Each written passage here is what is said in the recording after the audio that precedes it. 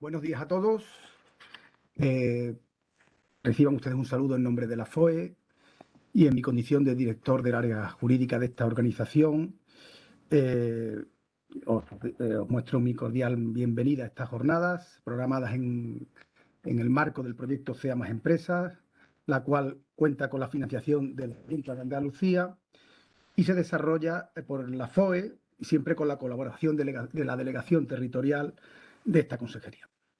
En primer lugar, me gustaría excusar la asistencia de María Teresa García Gómez, nuestra secretaria general, que era quien estaba previsto que diera hoy la bienvenida, pero que no ha podido estar aquí por motivos de agenda de última hora. Yo creo que en estos momentos, más que nunca, tenemos que seguir apostando por desarrollar actividades tendentes a facilitar la gestión empresarial en nuestra provincia, abordando temas de gran importancia como el que hoy nos ocupa. Me gustaría recordar también a los asistentes que a través de este mismo programa de Sea Más Empresa, nuestra organización pone a disposición de todos los emprendedores el asesoramiento y el apoyo técnico gratuito necesario para la puesta en marcha y consolidación de un proyecto empresarial. Entre los que puedo mencionar algunos, como es la elaboración del plan de empresa, analizar la viabilidad del proyecto, trámites administrativos para su puesta en marcha, información sobre ayudas disponibles, incentivos, financiación, plan de marketing, entre otros. La jornada de hoy que trata sobre el tema de las novedades de la segunda oportunidad y los créditos públicos en la ley concursal viene de la mano de uno de nuestros colaboradores, como es el despacho de abogados Espacio Ecolegal SLP, y concretamente correrá a cargo de los ponentes don Javier Mateo Vico y don Francisco Manuel Campón, a quien agradezco desde aquí su participación en la misma. En estos tiempos creemos que contar con herramientas, instrumentos jurídicos y de apoyos económicos financieros es muy importante para las empresas, dada la situación tan complicada que nos está tocando vivir. Por tanto, confío y espero en que estas jornadas os resulten de provecho y redunde además en la competitividad y en la mejora de la gestión de nuestras empresas. Yo nada más que paso la palabra a nuestros ponentes. Os reitero la bienvenida y muchas gracias a todos por vuestra asistencia en la jornada. Nada más. Cuando queráis, Javier y José Manuel, y Francisco Manuel, perdón. Buenos días, muchas gracias, Joaquín. Dar las gracias a la FOE, y a la CEA y a la Junta de Andalucía, la delegación, bueno, por darnos esta oportunidad de poder contaros en un ratito que os vamos a quitar de tiempo, poder manifestaros cuáles son los cambios que se han producido en la ley concursal. La ley concursal nueva entró el día 26 de septiembre en vigor y desde ese momento, bueno, pues una vez aclarados determinados temas que ahora mi compañero Fran después os contará, especialmente con los créditos públicos, ha dotado a los empresarios de una serie de herramientas, porque sí es importante que Joaquín lo acaba de comentar, la ley concursal es una herramienta que tiene el empresario, ¿no? Y en eso nos tenemos que apoyar. En mi caso concretamente, yo soy empresario y economista, pero yo llego al mundo concursal por circunstancias de mis propias empresas. En un momento dado, con la crisis del año 2008, tengo que concursar empresas que en el sector en el que yo trabajaba, que es el sector de la construcción y de la promoción, y eso, por lo tanto, me ha dado una experiencia, una visión un tanto diferente, ¿no? La charla que os voy a dar, o lo que os voy a comentar, se refiere a la exoneración del pasivo insatisfecho, lo que es conocido como la segunda oportunidad. La exoneración del pasivo insatisfecho es lo que normalmente se conoce como el perdón de la deuda, ¿no? Y con la nueva modificación y la incorporación de la segunda oportunidad, en este momento sufre cambios importantes, ¿no? No olvidéis, y es mi intención hoy, el deciros que la ley de segunda oportunidad, la exoneración del pasivo insatisfecho, es para usarla. Y que igual que se montan las empresas, y vamos con una ilusión enorme a la hora de montar una empresa, también el empresario debe de tener la visión de cómo salir cuando hay problemas y qué herramientas tiene cuando hay problemas. Esto es lo que yo voy a intentar explicaros. La charla de la ponencia estaba estructurada exactamente igual que viene en la ley. Y la ley recoge este instrumento desde el artículo 486 al 502. No os preocupéis mucho por los artículos, no es lo importante el número del artículo. Y como os digo, lo tenéis en la ley y lo que os voy a contar, además, lo voy a trasladar. Es decir, el que lo quiera tener, la proyección, no tiene ningún problema. y seguramente desde la FOE lo podrán enviar sin ningún problema, ¿no? Bueno, pasamos... Perdón. Vamos a compartir la diapositiva, ¿no? Sí, creo que no había compartido.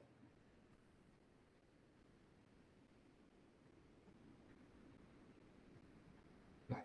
Ok. Se supone que todo el mundo ve la diapositiva. Sí, creo que lo estáis viendo, ¿no? Sí. Si os digo una cosa, si queréis, a mí no tengo problema que me interrumpáis mientras estoy hablando, no hay mayor problema, como prefiráis. Si luego al final tenéis alguna duda o alguna consulta o posteriormente. Empezamos. Algo pasa, como siempre.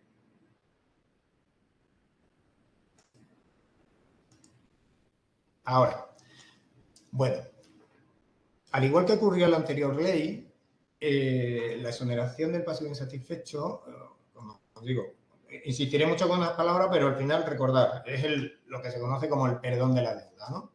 Se basa en un criterio, y el criterio es de que el deudor tiene que ser de buena fe. Actualmente no se define qué es la buena fe, pero sí se ha incorporado en un artículo que es el siguiente, el 486, como decía, empieza la relación con respecto a la segunda oportunidad, en el 487. Y es muy importante que nos quedemos qué no se considera buena fe. ¿Vale? ¿Y por qué es muy importante este tema? Porque lo que voy a enumerar ahora impiden que te puedas acoger a este procedimiento. ¿Vale? Yo lo resumo brevemente. En primer lugar, que haya una condena en los últimos 10 años, la condena privativa de libertad, por delitos contra el patrimonio, contra el orden público, por falsedad documental, contra la seguridad social y contra los trabajadores.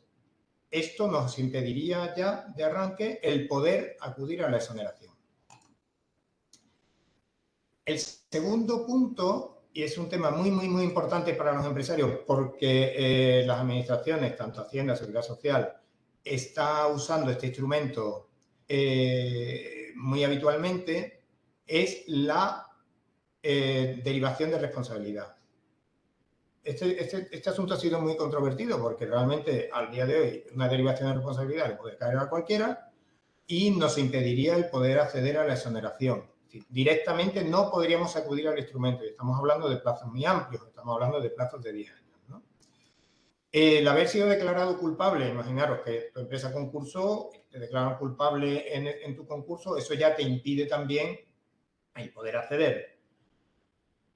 Que el concurso, tu concurso, el actual, porque esto no deja de ser un procedimiento concursal, sea declarado culpable. Vale, aquí sí tenemos la posibilidad. Sabéis que uno de los motivos, no lo explico yo, de que te puedan declarar culpable es que lo presentes tu concurso fuera de plazo, ¿no? La norma es muy estricta, que en cuanto tú conozcas que no vas a poder pagar o vas a poder entrar en un procedimiento de insolvencia, claramente no vas a poder pagar y tienes una previsión de que yo en 6 meses no puedo pagar, en el momento que tú tengas conocimiento, y normalmente se produce en el cierre del año y en la presentación de cuentas, tú sabes. Realmente, como empresario, tú lo sabes antes. Pero bueno, formalmente lo sabes en ese momento. Tienes 2 meses para presentar tu concurso. Ese incumplimiento del plazo podría provocarte que la culpabilidad directamente del concurso, con las consecuencias que tiene. ¿Qué ocurre? Que la propia norma deja un poco abierto en manos y en disposición del juez del mercantil, que son los jueces que van a llevar todos estos procedimientos, van a dar la posibilidad de que eso se pudiera salvar. De todas formas, como digo, esto se trata de una herramienta y es una herramienta que debemos de tener siempre un poco en la cabeza, ¿no?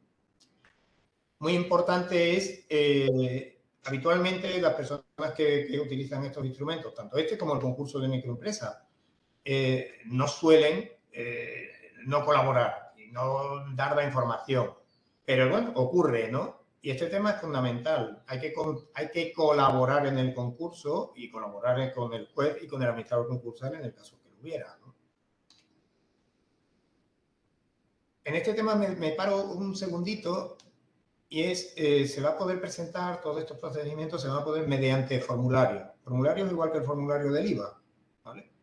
Lo que sí tengo claro es que el grandísimo porcentaje de empresarios no presentan ellos su IVA. Normalmente lleva un asesor que les prepara su IVA, su IRPF, su impuesto de sociedades y toda la documentación y la contabilidad. El hecho de facilitar información falsa podría provocar la no exoneración. Ese tema, si os pido que lo tengáis en cuenta. Y ahí tendríamos, entre otras cosas, ¿por qué has llegado al endeudamiento? ¿No presentaste contabilidad real para obtener un préstamo? Esto te podría provocar la no exoneración, entre otras cosas, ¿no? El juez también va a valorar el nivel social y profesional del deudor. Eso también ha sido un punto porque tú tengas más conocimiento técnico, puedes ser ingeniero, pero realmente en la gestión de tu empresa, que se dedica a no sé qué, no tienes por qué conocer exactamente cómo es la contabilidad, porque tú no la llevas, ¿no? Nos va a obligar, en este caso, a estar un poco encima de las contabilidades, porque el último punto que estáis viendo aquí habla de la alerta temprana. Y la alerta temprana van a ser unos mecanismos que la administración pública va a poner a disposición y que te puede venir desde Hacienda, desde la Seguridad Social y desde el registro mercantil, aparte de otras herramientas ofimáticas que vamos a disponer. Te va a dar una alerta de que tú, en un plazo, vas a poder, incluso hasta 2 años antes, de que podrías entrar en insolvencia. Todo eso se basa en la contabilidad. Y como veis, el que la contabilidad esté bien o no esté bien, tiene su implicación. Nos podría provocar que no pudiéramos exonerarnos. Y no olvidéis, esto es, os insisto mucho, esto es una herramienta de salida en caso de problemas en una empresa. Se crean ahora 2 modalidades para obtener ese perdón. Antiguamente solamente había una, que era la liquidación de todo el activo. Y ahora se crean 2 figuras. Una, con una sugestión a un plan de pago, es decir, el deudor presenta un plan de pago porque quiere mantener su vivienda habitual o, en el caso de un empresario, nos he comentado antes que esta figura, esta herramienta, se puede usar tanto por personas naturales, personas físicas normales sin actividad empresarial, como empresarios autónomos, ¿no? Personas que quieren mantener su vivienda, por lo tanto presentan un plan de pago, y personas empresarios que quieren mantener su vivienda o mantener su activo para la productividad, para plantear un plan de continuidad, entendiendo que su negocio es viable, lo que está en una situación coyuntural con problemas. Y la otra, la manera habitual, que es con la liquidación de la masa activa. La liquidación de la masa activa consiste en que hay que vender todos los activos, incluido la vivienda. Hasta ahora había sido así y el legislador ha incorporado esta otra nueva figura. ¿A qué se extiende la exoneración? Bueno, la exoneración se extiende a toda la deuda que no se paga. Pero hay una serie de excepciones. En principio podríamos decir, oye, pues no pago nada y no tengo problema. Es decir, me acabo de quitar toda la deuda totalmente. Y el legislador ha marcado, antes estaba un poco más abierto y ahora la verdad que ha restringido. Amplía en determinadas cosas, pero ha limitado en otras, ¿no? Por ejemplo, un préstamo con el Banco Santander, pues bueno, podría ser exonerable siempre que no tenga una garantía. Es decir, no tenga una hipoteca, una garantía real de otro tipo, ¿no? Pero crea unas excepciones o ha definido una serie de excepciones, ¿no? Que son las que os enumero aquí. La primera, cuando la deuda provenga de responsabilidad civil extracontractual, por muerte, por daños personales, por indemnizaciones derivadas de accidente de trabajo, enfermedad profesional. Siempre la ley va a tener una protección muy, muy, muy especial respecto a todo lo que sea laboral y tema de prevención de riesgos y de enfermedades. La segunda, las deudas que vengan derivadas de un delito. Ya hablábamos antes de que las penas de prisión mayores de 3 años te provocan que no puedas exonerarte. Y en este caso, las deudas que vengan derivadas de un delito tampoco serán una excepción para el posible perdón. Las deudas por alimentos siempre están protegidas, lo estaban antes y lo siguen ahora, ¿no? Ahora, las deudas que se hayan generado 60 días antes de presentar el concurso, ¿vale? Esas deudas no serán exonerables y las deudas que una vez que en el concurso no asuma el Fondo de Garantía Salarial tampoco lo será, ¿vale? El punto quinto es muy importante y quizás si estáis un poco metidos en este tema, habéis tenido interés, lo habréis escuchado, ¿no? Y es el tema de los 10.000 euros. Son las deudas por las administraciones públicas. Administraciones públicas no solamente, como os decía antes, no solamente es Hacienda y Seguridad Social, también están los ayuntamientos, los organismos autónomos, por ejemplo, la tesorería es un organismo autónomo, que nos reclaman deuda. Entonces se ha creado una fórmula. Hay un tope de 10.000 euros. De 1.000.000 de euros, 100.000 o 20.000, da igual. Los primeros 5.000 euros están exonerados directamente. Del resto, voy a poner un ejemplo, 15.000 euros, ¿no? De 5.000 a 15.000 tendríamos 10.000 euros, el 50%. De esa cantidad, que serían, en este caso, otros 5.000. Ahí estaría el tope, lo cual, de 15.000 euros nos exonerarían 10.000 y 5.000 tendríamos que pagar. Se nos quedaría de deuda. No me refiero a las responsabilidades, como he comentado antes, que quedan totalmente fuera y nos impiden directamente acceder al mecanismo, ¿no? Os digo de deudas normales, aún puede tener cualquier autónomo, cualquier empresario o una persona, por ejemplo, que haya tenido, imaginaros, un problema en su declaración del impuesto con una reclamación que tenga porque vendió una casa y le han hecho una liquidación o compró una casa por el 8% en cuanto al impuesto de transmisiones, ¿no? Ese tema, quedaros con la copla, se trata es así, 5.000 exonerados y el 50% la diferencia. ¿Qué ocurre? Cuando tienes 500.000 euros, la verdad es que es un tanto ridículo la cantidad, pero partíamos de 1.500 y de 2.500, ha llegado a los 10.000 euros, ¿no? Este tema sí os anticipo ya, que es un tema muy controvertido. Directamente desde los jueces se entiende que va contra la propia directiva, que es la que ha obligado a hacer una modificación de la ley concursal. No quiero insistir, no quiero comentaros eso porque tampoco es la parte significativa, pero realmente esta modificación de la ley viene dada porque hay una directiva europea y nos tenemos que acoger a ella. Hemos llegado con retraso, más que retraso. Ya os anticipo que se está haciendo la nueva y nosotros acabamos de entrar en esta, ¿no? Oye, Javier, perdona, cuando has invitado a todo el mundo para que participe, también vale la invitación También para ti, también para ti. Es que no es por nada, me anticipo un poco por lo relevante del tema y creo que es importante hacer esa llamada de atención a todos los empresarios porque en el detalle está la calidad, ¿de acuerdo? Entonces, quiero detenerme y además tener en cuenta que lo que me va a tocar a mí hablar ahora, como es completamente transversal a toda la ley, también está aquí. Esto es crédito de derecho público, ¿de acuerdo? Y en este crédito de derecho público yo quiero hacer una llamada a la atención. La norma dice, las deudas por crédito de derecho público. Y ahí engloba todas las que has dicho tú muy bien antes, ¿de acuerdo? Sin embargo, la que exonera, la excepción de la excepción, aquí tenemos una excepción de una excepción.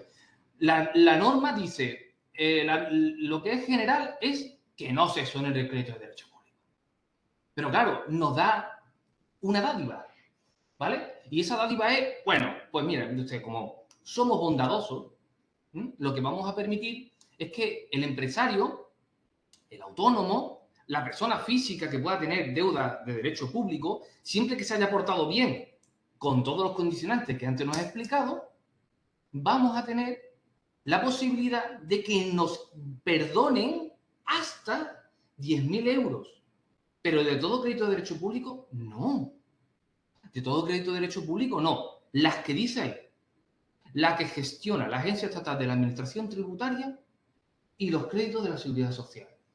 ¿De acuerdo? Porque es que ese detalle es importante, porque el crédito de derecho público puede encontrarnos una sanción de la Junta de Andalucía que en el convenio de gestión con la Agencia Estatal de la Administración Tributaria no sea competente. Y esa, como no la gestiona la Agencia Estatal de la Administración Tributaria, no está dentro del caso de la exoneración hasta los 10.000 euros. ¿De acuerdo? Con lo cual, por eso decía que como el detalle es la calidad, ojo con el detalle de la norma.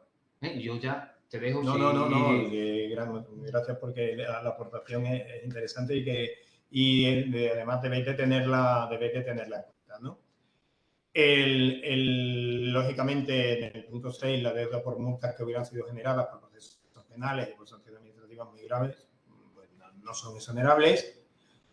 Las deudas que se generan por el propio procedimiento, esto es un procedimiento, como decía, concursal, las costas, gastos judiciales, no son exonerables y, perdonadme, las deudas con garantía real, ¿vale? Dentro de los límites del privilegio. No voy a entrar en lo que es el privilegio, creo que menos todos sabéis cómo se define eso y además sería como para un tema aparte, ¿no? Pero lógicamente, si la deuda tiene una hipoteca, en todo caso venderías el activo y liquidarías la hipoteca, ¿no? En último caso. Por lo tanto, la deuda está cubierta.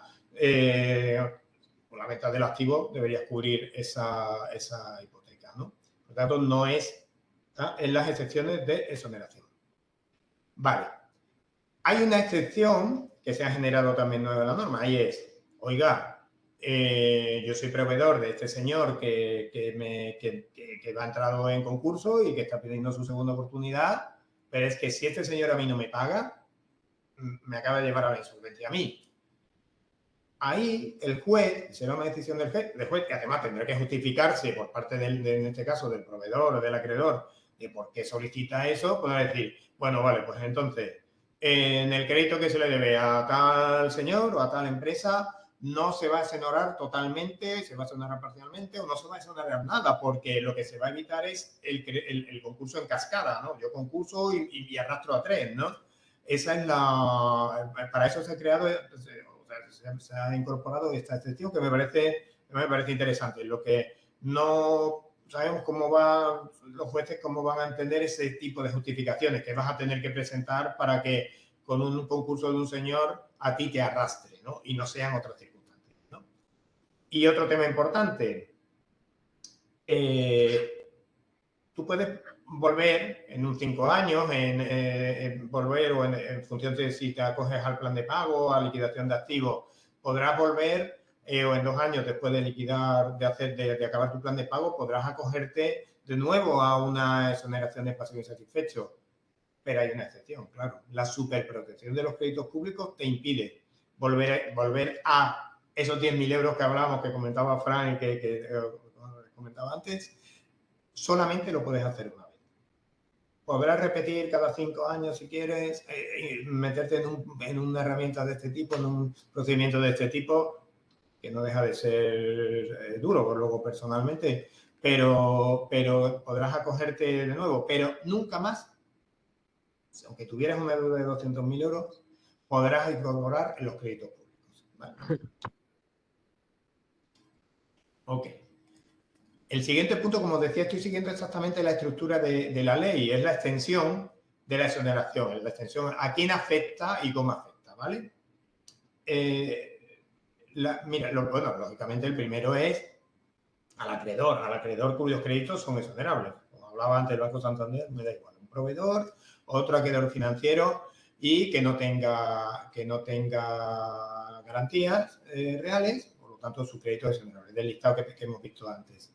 ¿Qué herramienta le queda a este acreedor? Bueno, pues podría revocarte ese perdón que te han dado. Podría solicitar la revocación en su momento, ¿no? Como lo ahora después os explicaré. Tema importante, los bienes conyugales comunes. Sabes que lo habitual, aunque cada vez menos los empresarios toman medidas en este aspecto, es la separación de bienes, pero en los casos de empresarios, personas físicas, no olvidemos que esto también se refiere a las personas naturales. Señor normal, asalariado, no es un empresario. Es las deudas en las que está afectado el bien común del matrimonio, ¿no? No olvidaros de esto. Antes teníamos la posibilidad de incluso de arrastrar y había jueces que lo entendían así, pero bueno, al menos se intentaba. Ya no es posible. Si hay bienes en común de un matrimonio o la otra parte presenta también su concurso, o serán afectados los bienes. Es decir, de nada servirá que el señor o la señora presente su concurso si no presenta el de su marido, siempre que estén en gananciales. Otro tema importante son los avalistas fiadores. Ojo con el tema de avalistas y los obligados, por cualquier causa.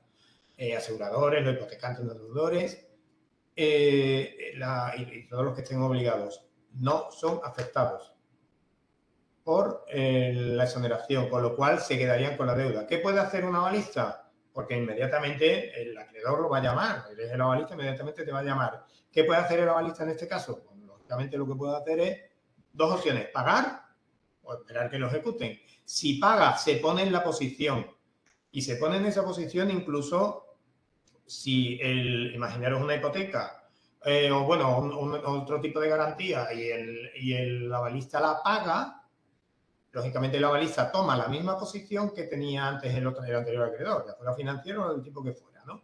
Toma esa posición y si tuviera una garantía real, la toma también. Pero en el caso de que no tuviera esa garantía, pasaría al listado de exonerables. Ojo con el tema de avalistas. Somos muy habituados a firmar avales y en nuestras operaciones financieras y no financieras, y sí debemos de considerar esto. No olvidéis, cuando firmas un aval es como si estuvieras firmando el préstamo, sobre todo si lo firmas para otro. Con respecto a las deudas con garantías reales, como digo, esto es un tema bastante complejo. Lógicamente, si se ejecuta la garantía previamente al concurso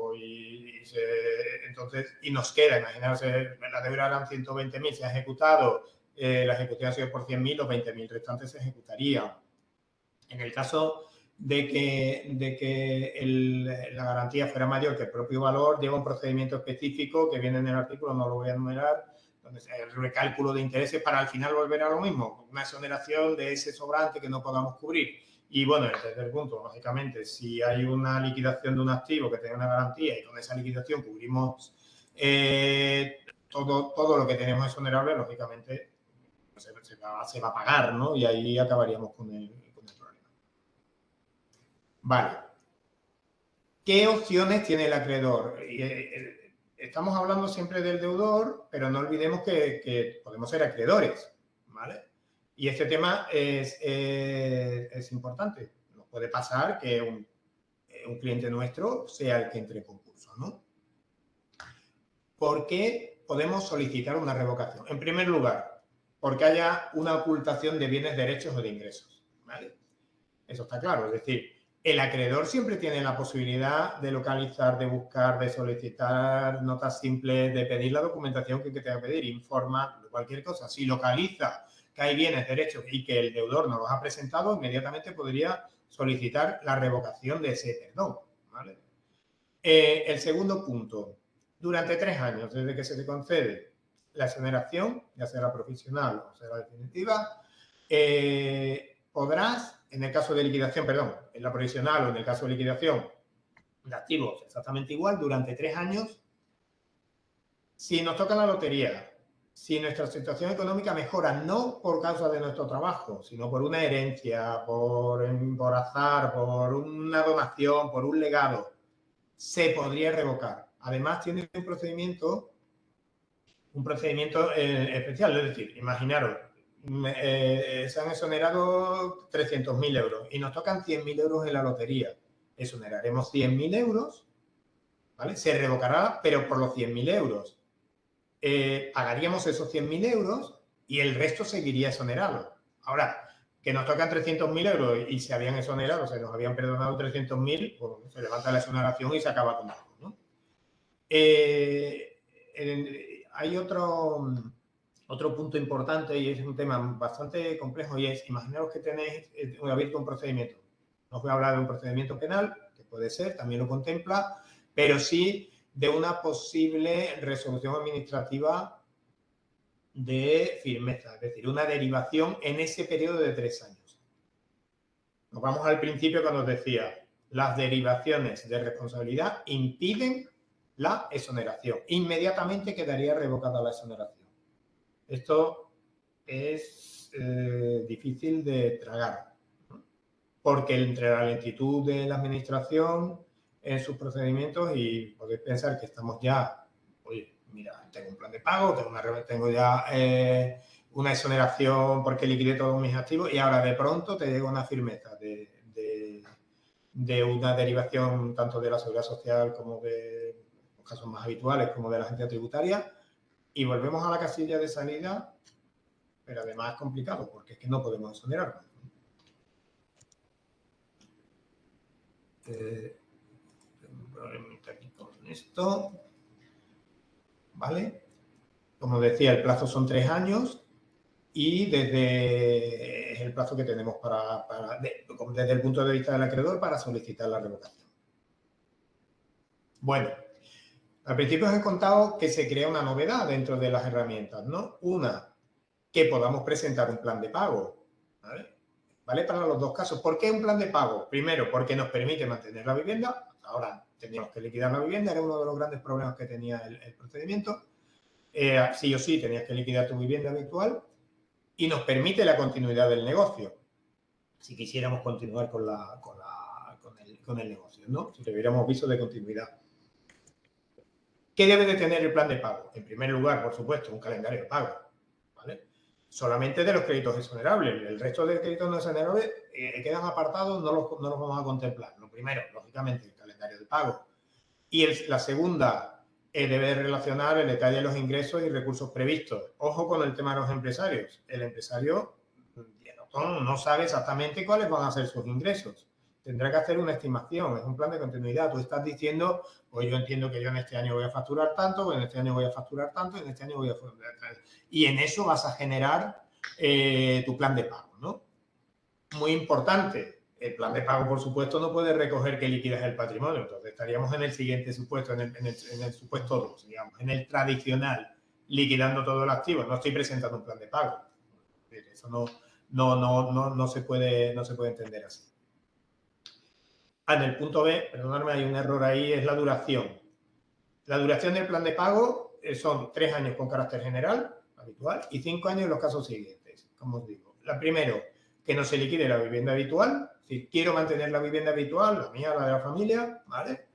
Y en el segundo caso, para dar en una mayor viabilidad cuando se trata de empresarios, como en nuestro caso habitualmente, es, bueno, puedo tener una cierta flexibilidad, puedo alargar más mi pago, ¿no? Si he llegado a un acuerdo de cuánto voy a pagar, si mi compromiso es 1.000 euros al mes, 200, 300, la cantidad que se haya puesto, oye, que tenga una cierta más abanico, más tiempo para poder desarrollar mi plan de pago, y iba a pagar 1.000, pero en vez de 1.000 planteo 500, pero en 5 años, ¿no?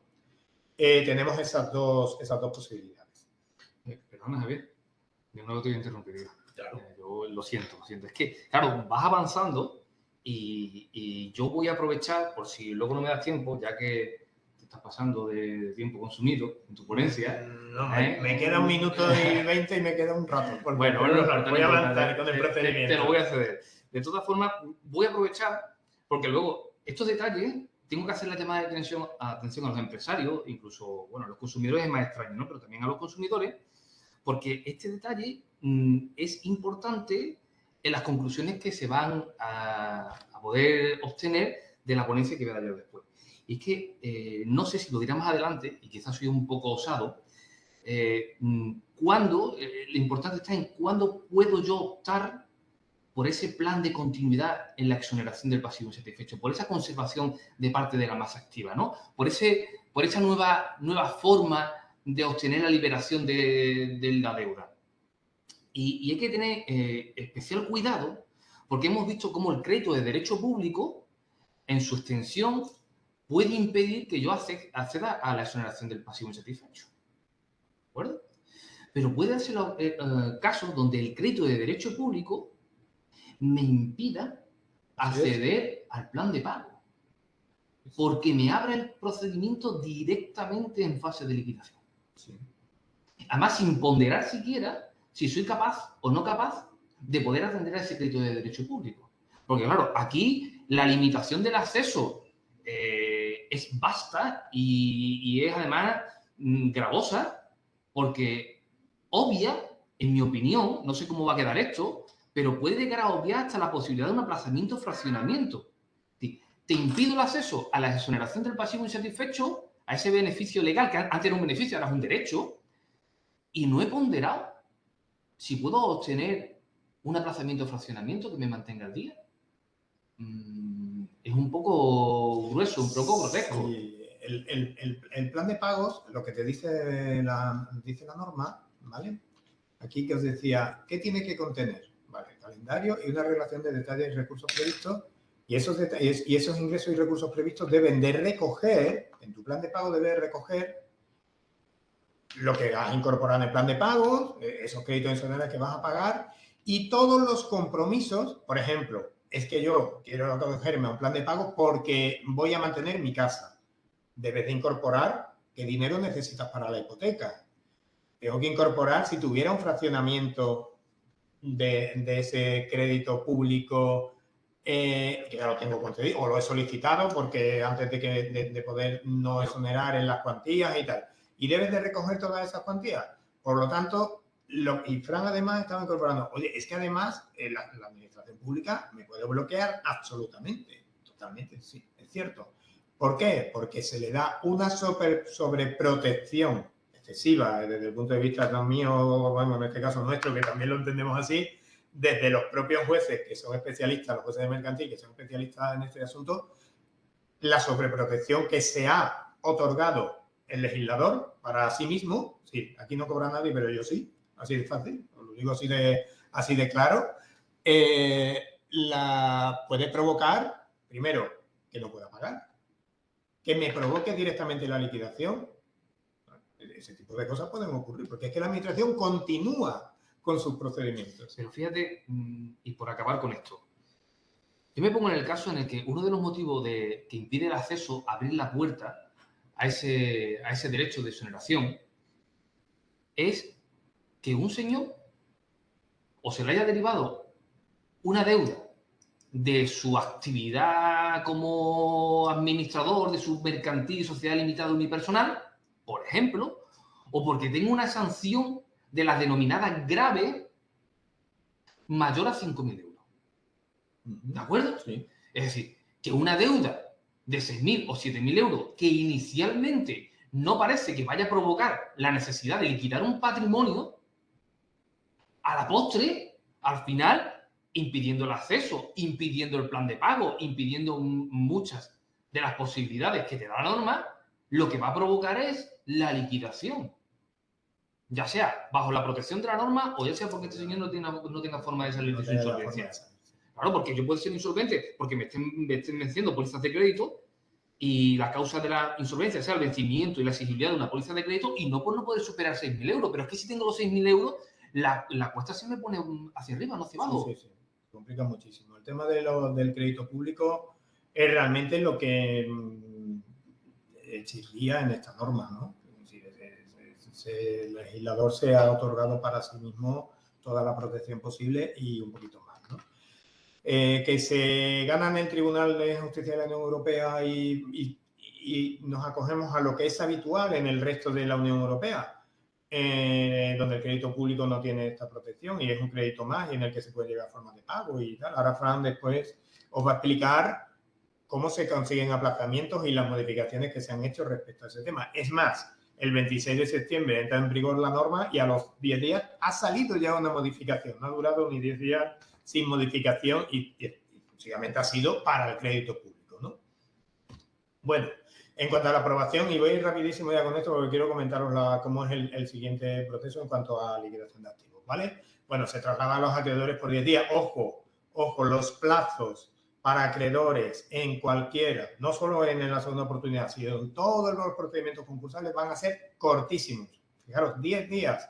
Vas a tener que estar pendiente, te van a comunicar además por correo electrónico y en 10 días tienes que plantear, oye, voy a aprobarlo, no voy a aprobarlo. Los plazos cortísimos, hay que estar pendiente de esto. Lo digo desde el punto de vista, en este caso, del acreedor, ¿vale? Y el juez, en este caso, pues podrá decir que sí, que tira para adelante, o la denegará. La denegará por los motivos que se entienda, porque no se han acogido determinados temas, porque no se consideran. Lógicamente, tienes impugnación, pero es que es igual. La impugnación por parte del acreedor son por 10 días. No voy a relatar, como digo, en el 498 bis 1 tenéis la realización, por qué podéis impugnar. Pero un tema importantísimo es, oiga, es que este señor tiene una casa en la playa y no la incorpora al plan de pagos, ¿vale? Pues como no la incorpora al plan de pagos, una cosa es su vivienda habitual, pero es que la casa en la playa o un barco o un caballo, me da igual, no lo ha puesto a la venta. Eso puede hacerte que te impugnen una exoneración. Ojo con lo que tenemos. Por eso esa veracidad de la documentación que presentamos, esa veracidad de los bienes, de los activos, de todo lo que tenemos, porque no solo nos podría provocar incluso el que no pudiéramos exonerarnos porque estamos falseando documentación o no dando toda la información veraz, ¿vale? Para eso haría falta un 40% de los acreedores. En un 80% de los acreedores que se pusieran de acuerdo, no, entiendo que no va a ser lo habitual, podrían echar esto para atrás.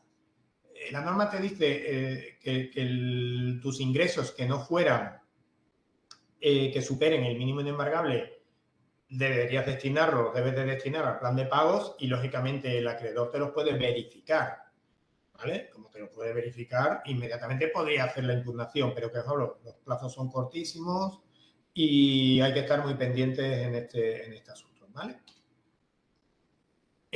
Lógicamente, la extensión, porque la estructura es la misma, la extensión se extiende a todos los créditos que sean exonerables, ¿vale? Sí. O exonerables, no exonerables, los no exonerables ni siquiera entran al juego. Olvidaros del tema y centraros en los que son exonerables. Lo que hay que intentar es no tener en lo posible de los otros, ¿no? Y sí, un tema que se ha incorporado también en esta propuesta de plan de pago es que se podrá modificar. Es decir, tenemos unas circunstancias especiales y podrá solicitarte tanto por los acreedores como por el propio deudor, que tenga una mejora y diga, oye, pues yo quiero cambiarlo mañana, tengo un plan de pago, oye, pues solicito la modificación de mi propuesta de pago porque quiero acabar mañana porque yo me empiezo a trabajar y gano el doble. O mi empresa va muy bien y puedo, en vez de pagarlo en 5 años, lo puedo pagar en 2 y medio. Bueno, pues podrías hacerlo. O cualquiera de los acreedores que te localizara alguna vía de ingreso que tú no estás declarando y podrías solicitar, es decir, oiga, que se modifique el plan de pago, no estamos cobrando lo que deberíamos, ¿no? Esta modificación exclusivamente una vez. Con respecto a la revocación, lógicamente, si se incumple el plan de pagos, y simplemente os voy a comentar un tema de la exoneración definitiva y pasamos a la liquidación, ¿vale? Si transcurre el plan de pago y hemos pagado, hemos terminado. Tenemos la exoneración definitiva, hemos acabado con esta historia, ¿vale? Pero puede ocurrir una cosa, que en ese periodo del plan de pago, por motivo de enfermedad, por accidente, es decir, por un tema agravamiento incluso de un familiar, no hubiéramos podido cumplir con el plan de pagos. Eso no, será una decisión del juez, ya no es una decisión. Fran ha comentado esto, que lo que era un beneficio se ha convertido en un derecho. Si nosotros cumplimos todo, tenemos derecho a esa exoneración, ¿vale? A esa exoneración definitiva.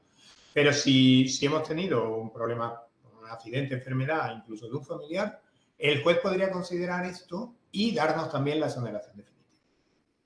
Esto es una incorporación interesante, sobre todo en el caso de empresarios, ¿no? Podemos modificar en cualquier momento. Si nos fuera mal, podríamos pasarnos a la liquidación y esto también es una buena opción, ¿vale? No todo va a ser malo. Y pasamos a la exoneración con la liquidación de masa activa. Podemos liquidar nuestros activos y acabar. Si ya no tengo nada, no puedo pagar más, ¿vale? Se abriría un procedimiento específico de liquidación, con nombramiento de administrador concursado o no, pero yo voy a comentar exclusivamente cuando el deudor va al concurso y no tiene nada, que es lo que se llama un concurso sin masa, lo que antes se llamaba un concurso express y ahora se llama un concurso sin masa. Es decir, o no hay nada, o el hacer efectivo ese activo vale más, es más costoso pongo un ejemplo muy simple. Oye, el activo que hay es un coche, sí, pero es que el coche tiene rota la caja de cambio. El coche vale 3.000 euros y el arreglo 5.000, ¿no? Lógicamente no hay activos porque vale más una cosa que la. Y el siguiente punto donde sí nos podríamos acoger de esta manera sería, nosotros estamos trabajando de pronto, incluso estábamos en el plan de pago, de pronto entra el COVID, se nos cae todo y nos entra el resto que se llama una insuficiencia sobrevenida de la masa activa, ¿vale?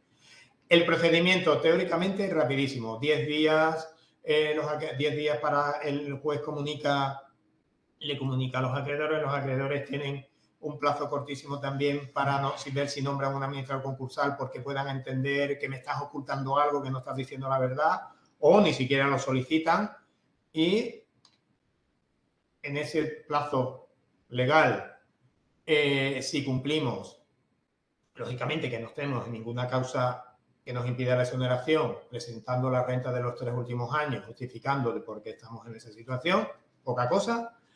Y no hay nadie que se persone alegando que no te puedes exonerar, inmediatamente se produciría, como si veis el plazo, 10 días para alegación. Acabamos con el tema, lógicamente habrá posibilidad de impugnación, vamos, de poder alegar, de poder impugnar esa exoneración, pero se tramitaría ya, no vamos a entrar ahí, como un tema de un incidente concursal y, lógicamente, sería una solución rapidísima. ¿A cambio de qué? A cambio del sacrificio de la venta de todo tu activo y en el caso de que, desgraciadamente, no tuvieras nada, pues el que nada tiene tampoco nada tiene que perder, ¿no? Entonces, bueno, y ahí, por mi parte, simplemente recordaros, es una herramienta de salida, tengámoslo siempre en la cabeza. Todos los procedimientos concursales, toda la ley es una herramienta, ya sea en este caso que se puede usar por persona física, persona natural, o para el autónomo, para el empresario. Está pensado para nosotros. La exposición de motivos, que tiene 34 páginas, dice que todo esto se ha planteado para que el empresario pueda seguir trabajando. No lo he puesto fácil, la verdad, pero no lo olvidemos, ¿vale? Y por mi parte, cualquier cosa, cualquier consulta, tenéis mi teléfono, mi LinkedIn, mi correo electrónico, lo tenéis aquí. Debería saltar. Espera, si te acabo de quitar la pantalla. Ahí lo llevas. Y ahí lo tenéis, ¿vale? ¿Vale? Y es que yo ya... y daros las gracias. Eso, me voy anticipando y sí. Porque me has dejado escasamente media hora. No. Tienes tu tiempo. Yo tengo mi tiempo. Yo siempre, bueno, mi compañero Fran Campón, conocido por Manuel Campón, Fran Campón es un especialista en el mundo concursal. Este despacho se dedica prácticamente al 95% al mundo concursal y yo puedo decir de él que fue el administrador concursal más joven nombrado en España, ¿no? Tiene, a pesar de su insultante juventud, muchísima experiencia en este campo y, bueno, él os va a explicar una parte importantísima. Como habéis visto, los créditos públicos te limitan hasta el punto de que podrías no exonerarte y él os va a hablar sobre los créditos públicos. Bueno, pues muchas gracias por la presentación. La verdad es que, vamos, veo que me tiene mucho afecto, sí, a pesar de lo que te acabo de hacer, ¿no?, en tu ponencia. Bueno, espero que me perdone. Yo también me quería sumar a los agradecimientos que mi compañero Javier ha vertido al principio y pasar sin más, mientras voy cambiando el PowerPoint, lo voy intentando hacer de la forma más rápida posible, ¿vale? Y pasar sin más a la exposición. Además de los agradecimientos de mi compañero Javier, pues tampoco quiero dejar pasar la ocasión de agradecer también a los empresarios y a los profesionales que se interesan por esta materia, porque, como decía Sun Tzu, ¿no?, en ese libro de la guerra, donde dice que es igual de importante, y viene a decirnos que es igual de importante saber urdir la estrategia para el ataque y también para la retirada. Y no podemos olvidar que una parte importante de la vida económica de una empresa también es la retirada. Y esa retirada a tiempo que estamos hartos de solicitar los expertos, los especialistas en la materia concursal. ¿Vale? Y ahora lo vamos a exponer. Voy a intentar compartir la pantalla. Vamos a poner la forma... bien. Aquí. Sí. Minimizo.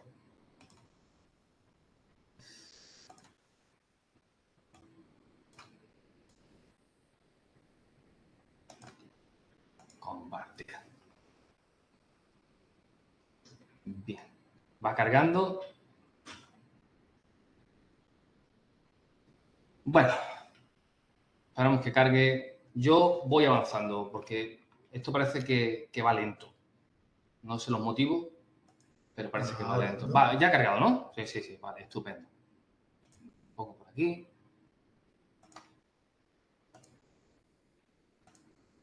Bien. Perfecto. Bien. Bueno, pues los créditos de derecho público en el texto refundido de la ley concursal y, como sobran las presentaciones, porque ya me la ha anticipado el compañero Javier, pues bueno, pues eso soy yo. Nada más.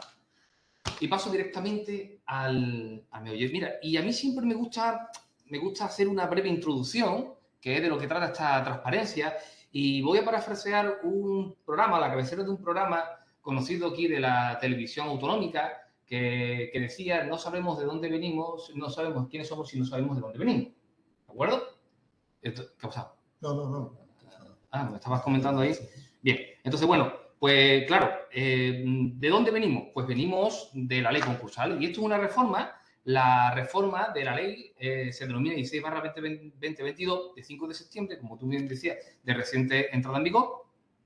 Y quiero poner de manifiesto que esta reforma es una reforma que no ha contentado absolutamente a nadie. Es ampliamente criticada por todos los sectores, ¿vale? Y de entre ellos tú avanzabas y lo has hecho notar que incluso sus magistrados, sus señorías, jueces de los mercantiles, pues evidentemente no quedan contentos. Y además, incluso se pone en tela de juicio si era el momento histórico, el momento oportuno, el momento coyuntural para poner encima de la mesa esta amplia reforma, amplísima reforma, que puede provocar un colapso adicional a los juzgados de lo mercantil del que ya van acumulando. ¿De acuerdo? Claro, reforma que es de amplio calado, de amplio espectro y de la que a mí en una reflexión me gustaría trasladar también que si la ley concursal tiene un principio básico, que es el de la par conditio creditorum, cuando yo termine de hacer la ponencia, más lo que tú has avanzado, a mí lo que me gustaría es que reflexionáramos de cómo queda la par conditio creditorum, porque a mi forma de ver, la par conditio creditorum, es decir, el tratamiento paritario de todos los créditos, queda completamente perjudicado. Queda muy perjudicado. ¿Y por qué? ¿Por qué es importante mantener esta reflexión? Porque, claro, si una de las cuestiones importantes por el cual aparece la justicia y todo su ministerio es velar por el más débil, la ley concursal y todo el mecanismo que desarrolla la ley concursal lo que debe pretender es nivelar las fuerzas y nivelar las fuerzas para hacer posible una negociación justa. Si empezamos a dar privilegios a ciertos señores para que no se sienten conmigo, tenemos dos formas de perjuicio a mi forma de ver.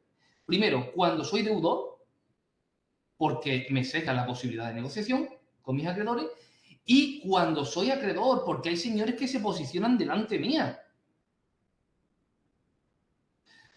Claro, en un gobierno progresista como el que nosotros tenemos y con el que se va la gloria, ¿no? Vamos a hacer unas normas de amplio calado social. Nos encontramos con esta norma de amplio calado social y yo tengo mis reservas de cuál va a ser el efecto final de la norma. Anunciado a bombo y platillo, el objetivo de la norma, que es el primer punto de la transparencia, es la adaptación a la directiva. Y decía mi compañero Javier, sí, nos vamos a adaptar a la directiva, ¿pero cuándo? Pero si la directiva ya está anunciada su reforma. Con lo cual, volvemos a llegar tarde a España. Hoy decía Carlos Herrera que España siempre llega tarde a la crisis y sale aún más tarde. Pues nosotros llegamos tarde a la adaptación de la normativa europea y evidentemente pues volveremos a llevar un retraso. Y esto nos merma competitividad con nuestros homólogos del resto de países de la Unión Europea que ya manejan este tipo de normas. ¿Bien? Bueno, ¿y en qué se centra esa adaptación a la directiva? Pues te lo dice marco de reestructuración, marco de negociación, con la crítica que volcaba yo antes, mecanismo efectivo de exoneración. Javier no lo ha explicado. Y claro, y dicen que este mecanismo de exoneración pivota sobre la directiva. Y en mi opinión, humilde opinión, yo no estoy de acuerdo.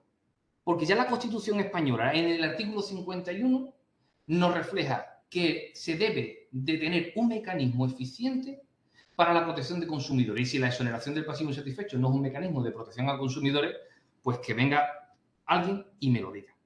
¿Vale? La segunda reflexión, y ya entrando en materia, es la reflexión sobre el efecto del crédito de derecho público, porque antes se ha puesto también de manifiesto, el crédito de derecho público tiene incidencia sobre la estrategia de continuidad en el concurso de acreedores, ya sea, como luego voy a explicar, en la posibilidad o en la herramienta preconcursal, concursal e incluso en la exonerativa, en la de la postre, la del final, ¿de acuerdo? Y también tiene su influencia en la liquidación. Yo ya decía, si soy un acreedor que me siento perjudicado por el concurso de mi cliente, lo que es el privilegio del crédito de derecho público, va a ver mermada muchísima la capacidad de reintegro de mi deuda. Bien, y para que veáis, mira, esta reforma, que más que reforma, también decía los jueces de lo mercantil, que es una ley nueva, que se podía haber hecho perfectamente derogar la anterior y promulgar una nueva, está salpicada, ¿eh? Esto es un salpicón de créditos de derecho público. Alrededor de toda la norma nos encontramos menciones específicas al privilegio del crédito de derecho público y tal es así que hasta las disposiciones finales y adicionales llevan reflejo del efecto de la reforma en el crédito de derecho público, ¿vale? Algunos que nos benefician. La disposición adicional octava nos viene a decir que un crédito de derecho ICO de un derecho público avalado por el Instituto de Crédito Oficial, de una entidad financiera, pues va a tener el tratamiento concursal de un crédito normal y corriente. Sí es cierto que la entidad financiera va a tener que pedir unos permisos especiales al organismo para poder adherirse o no a cualquier herramienta en continuidad de un concurso de acreedores. Luego, como muy bien anticipaba el compañero Javier, el aplazamiento. El aplazamiento, la ley concursal introduce una modificación.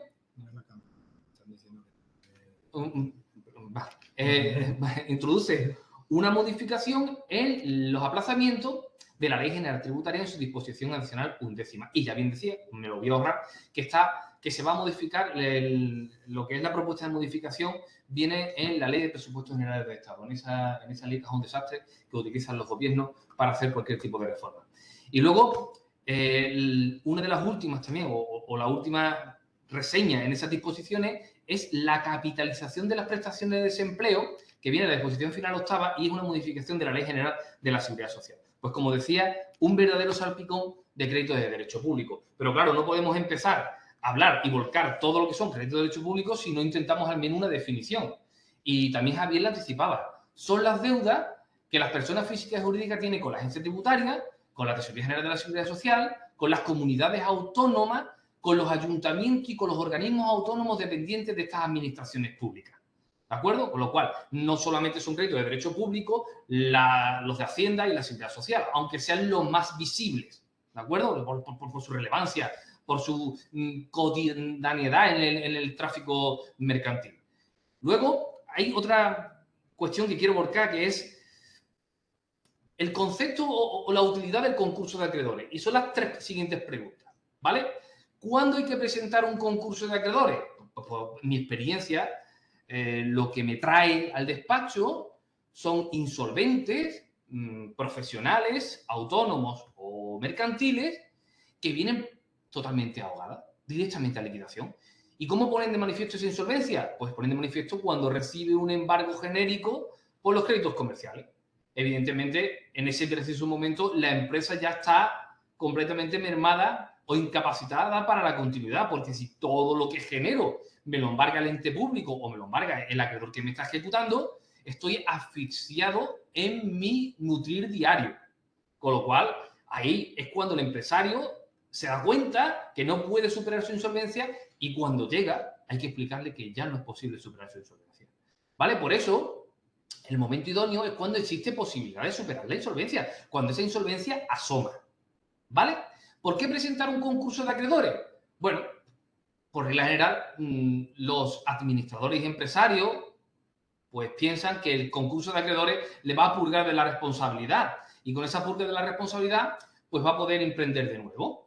Y realmente el objetivo de la norma no es purgarte de la responsabilidad. El objetivo de la norma, ya te digo, anunciado a bombo y platillo y reiterado, es superar la insolvencia, el marco de reestructuración, el marco de la negociación. Eso es lo que pretende la norma. Nosotros, empresarios, asesor de los empresarios, ¿cómo lo usamos? Mira, ya te va a venir las derivaciones de responsabilidad, o presentas un concurso o está en la causa objetiva de la derivación de responsabilidad. Pues entonces en ese momento ya no tiene utilidad. Y esa es la última pregunta. Dice, ¿y por qué creen los empresarios que no es necesario presentar un concurso de acreedores? Porque lo estiman como no útil, piensan que no es útil, y luego tienen temor a las consecuencias del concurso, como puede ser la calificación, tener que bregar con el administrador concursal o incluso las acciones de reintegración. El concurso es un mecanismo fiscalizador de lo que ha realizado el empresario, al menos en los 2 años anteriores. Claro, y a ninguno nos gusta que nos rebujen en el trastero. Por eso decía Javier, pulcro, pulcro, pulcro, hay que ser pulcro. Pues sí, pues lleva razón.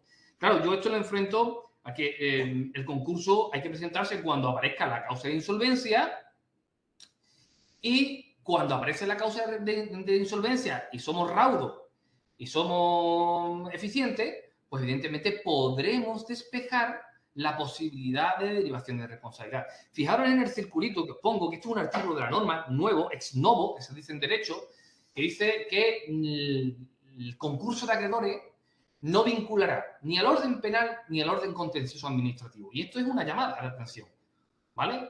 Ojo al navegante, llamar la atención al navegante, porque el concurso de acreedores, como os decía, no se articula para salvar la responsabilidad del administrador. Tal es así que ahora ya pueden continuarse los contenciosos administrativos y los penales sin que tengan ningún tipo de interferencia el juez del concurso. El juez del concurso solamente fiscaliza causas de insolvencia, no el resto de causas.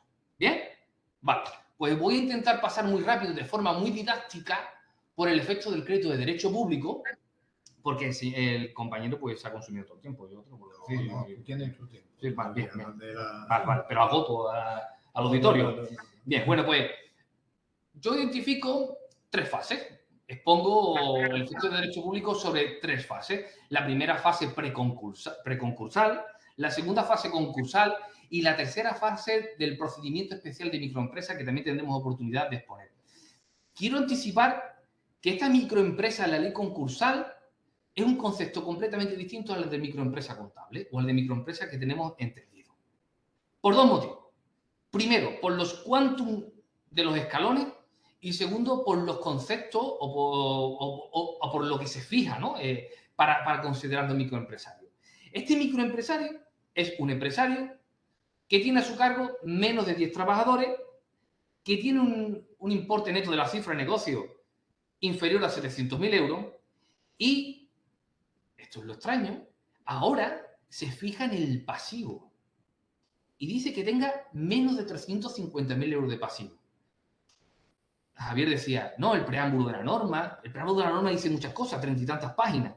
Y entre ellos dice que, bueno, que claro, en esta definición de microempresa entraría entre el 93,8, creo que dice, luego dice abajo un 94,1, bueno, hay una pequeña variación.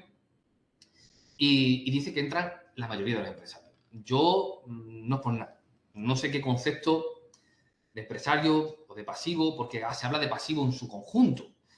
Y un empresario que en su pasivo de conjunto no supere los 350.000 euros, yo le meto la hipoteca de mi vivienda y el préstamo del coche y lo que me queda al margen del crédito comercial es muy pequeño, ¿eh? Realmente el margen que se ha dado se corrigió. Esto inicialmente estaba en una cifra de 2 millones de euros de venta y un pasivo sobre 1 millón. Ahora se ha achicado, por decirlo, y se ha puesto de esta manera. La verdad que, bueno, vamos a ver si ese 94% que dice la propia ley, que es la que se está vendiendo desde el gobierno, de que aquí va a entrar 94, 93, hasta ponen en el propio programa ponen 2 cantidades incluso, ¿no? No creo que lo tengan claro, lo van corrigiendo. Lo que sí es importante que Fran ahora, que igual lo comenta, es olvidaros, en este aspecto, olvidaros de lo que es una pyme, una micropyme, en el concepto que nosotros tenemos, en el concepto contable, ¿sabes? No tiene nada que ver, sino que se ha creado esta figura específica para el mundo concursal. Una pyme son 10 millones, tal, olvidaros de eso.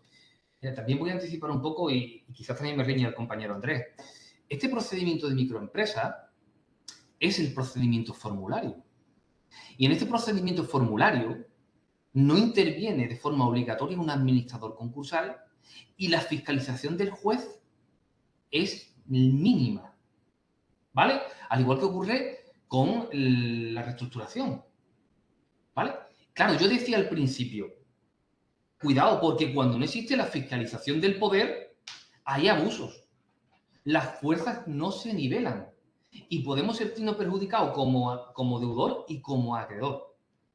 Y yo quiero yo quiero traer aquí una reflexión que hizo Pedro Vela, que es magistrado de la Sala Primera del Tribunal Supremo, ante un comentario de mi compañero el otro día en Córdoba, que lanzó una reflexión respecto a este procedimiento formulario, que decía, bueno, es que esta es la adaptación de la ley a la sociedad. Y Pedro lo corrigió y dijo, las leyes, y sobre todo la ley económica, la ley concursal, no se adaptan a la sociedad, se adaptan al dinero. Ahí yo lo dejo. Bien, por esta falta de fiscalización de la autoridad competente, que no debiera ser tan rígida como el procedimiento anterior, pero quizás ni siquiera tan laxa como ahora. Pero bueno, esperemos que esto, como dijo Pedro Vela, que esto funcione. Porque si funciona, la verdad, habremos dado por fin, después de enésima reforma de la ley concursal, con la auténtica herramienta resolutiva. Esperemos que funcione. Yo tengo mis dudas, ¿vale? Bueno, pues como decía, fase de derecho preconcursal, del cual se centra en esa insolvencia probable que os anticipaba antes como utilidad inminente o actual y no tardía. Claro, y aquí os tengo que anunciar también otra novedad de la ley. Mecanismo de alerta temprana. Y esto, no perderlo de vista, ¿eh? El mecanismo de alerta temprana es una piedra angular en todo este sistema para avisarnos de nuestra entrada, posible entrada en esa insolvencia. Y se va a articular incluso como una causa de salvaguarda, incluso hasta de la exoneración o de la calificación del concurso, porque el empresario que haya acudido eficientemente o a tiempo a ese mecanismo de alerta temprana va a tener una presunción de buena fe superior al resto. ¿Vale? Ahora, yo voy a hacer dos reflexiones. Mecanismo de alerta temprana y pongo la Agencia Estatal de la Administración Tributaria. ¿Por qué? Porque en principio este mecanismo de alerta temprana va a depender de la agencia tributaria. Es decir, que tú vas a volcar tus datos directamente al sistema. Y el sistema de la agencia tributaria es el primero en informarse, en enterarse. Y el uso de la información del organismo público, yo le tengo pavor. El zorro cuidando las gallinas. Yo le tengo pavor. Claro, y también decía mi compañero Javier, contabilidad. ¿Cómo hemos usado la contabilidad a día de hoy y cuál es el efecto de esa contabilidad a día de hoy en el concurso? ¿Por qué? Porque una contabilidad viciada de errores, que es lo típico, no muevo existencia porque no quiero dar pérdidas y así alcanzo la renovación de la póliza. O los clientes que llevan más de un año sin pagarme, no los doto y no doy pérdida. O a la inversa, para obtener el ahorro fiscal. Ese maquillaje contable tiene riesgo en este mecanismo de alerta temprana. Porque si la contabilidad no es fiel reflejo, o me está dando una ficción porque voy muy bien, o por todo lo contrario. Bueno, afortunadamente creo que esa práctica ya se está corrigiendo desde hace tiempo, pero ha sido durante años muy habitual preparar un balance para el banco. Antes os he comentado, no te podrías exonerar si la documentación que tú llevas hasta el banco para obtener un crédito, por ejemplo, no fuera la real. Y es que la contabilidad, Fran, él es experto contable, como antes lo pudisteis ver, la contabilidad es la base para un empresario y con eso tiene que trabajar. La alerta temprana va en base a la contabilidad. Es decir, aquí no hay más cera de la que arde, ¿no? Fijaos, un par de detalles más, porque todos esos puntos los vamos desarrollando, no me quiero detener más, ¿vale? En la fase concursal yo he puesto unidad productiva U.P. Pero no es exclusiva esa unidad productiva de la fase concursal. También es posible en la fase preconcursal, en los planes de reestructuración, la reestructuración. ¿Vale? No quiero que se olvide, porque parece un error. Lo que ocurre es que donde viene el grueso de la norma, donde viene el regulado, de su regulación, es en la fase concursal. ¿De acuerdo? Pero realmente también es de tener en cuenta en la preconcursal. Y también quiero llamar la atención el asterisco. Segunda oportunidad. Como veis, el cuadro abarca las dos fases, la segunda y la tercera, porque yo decía, os lo comentábamos con Javier, es una solución postrera. Cuando termina el concurso.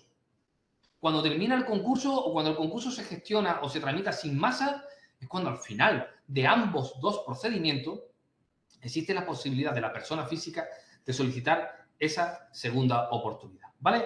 Paso al siguiente esquema que tenéis en pantalla, que es la primera fase. Y aquí voy a intentar abreviar porque parece que cuando entendemos el primer esquema y el efecto del primer esquema, seguidamente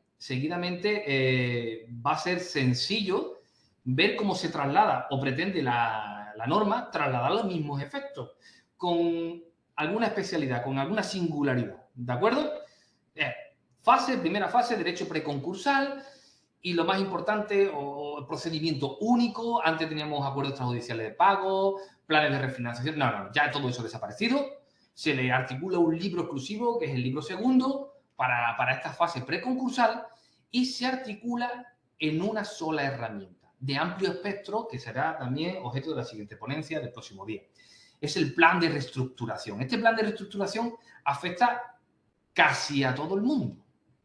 Y digo casi a todo el mundo porque empezamos a darle privilegios en contra de esa par conditio creditorum y algunos con motivos fundados en justicia material, ¿de acuerdo?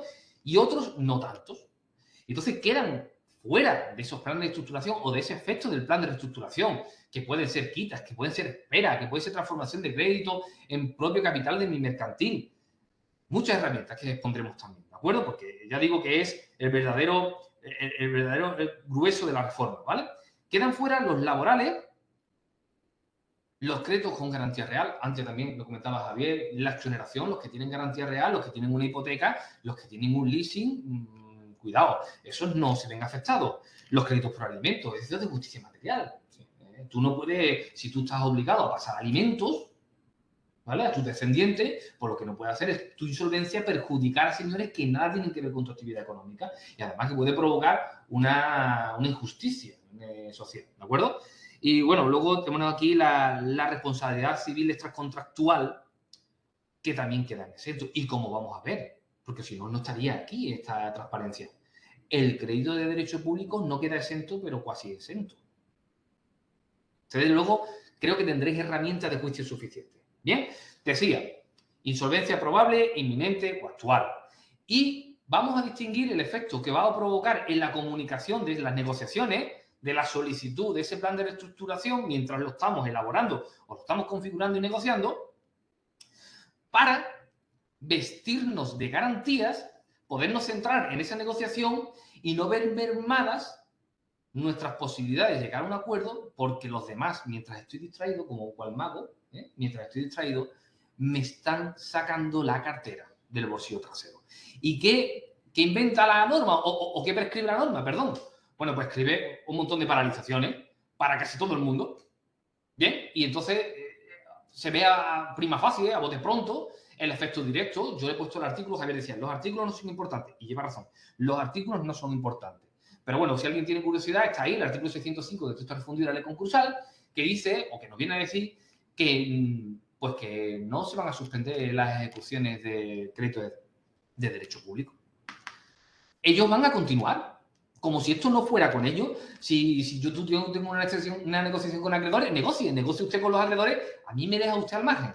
Yo voy a continuar intentando cobrar, y si por el camino he cobrado algo, pues mejor para mí. Claro, esto no es cierto del todo, porque existe una excepción, y claro, de lógica aplastante. Solo se suspenden las ejecuciones que recaigan sobre bienes afectos a la actividad. Oiga, si yo tengo una maquinaria y usted me lo saca a subasta, pues yo no puedo continuar ni negociar porque no tengo actividad. Y como no tengo actividad, como os decía, conclusión, voy a liquidación. La perversión del crédito de derecho público. Bueno, luego, además, torticeramente, como también se utiliza en derecho, de forma oculta, enmascarada, un efecto enmascarado. En la norma existe alusión a las excepciones de los créditos que vienen recogidos en el Real Decreto 5/2005, que son esos créditos que dan las entidades financieras, entendido como entidades gestoras de fondos, los fondos de inversión, las que son las gestoras de la Comisión Nacional de Mercados de Valores y, como no, el crédito de derecho público, las administraciones públicas. Claro, y te dice el efecto enmascarado, que estos créditos que no especifica que son créditos de derecho público, tienen permitida la compensación de sus posiciones. Con lo cual, yo inicio un procedimiento de reestructuración, me sale un IVA a devolver, no contemos con él. Inicialmente, no contemos con él.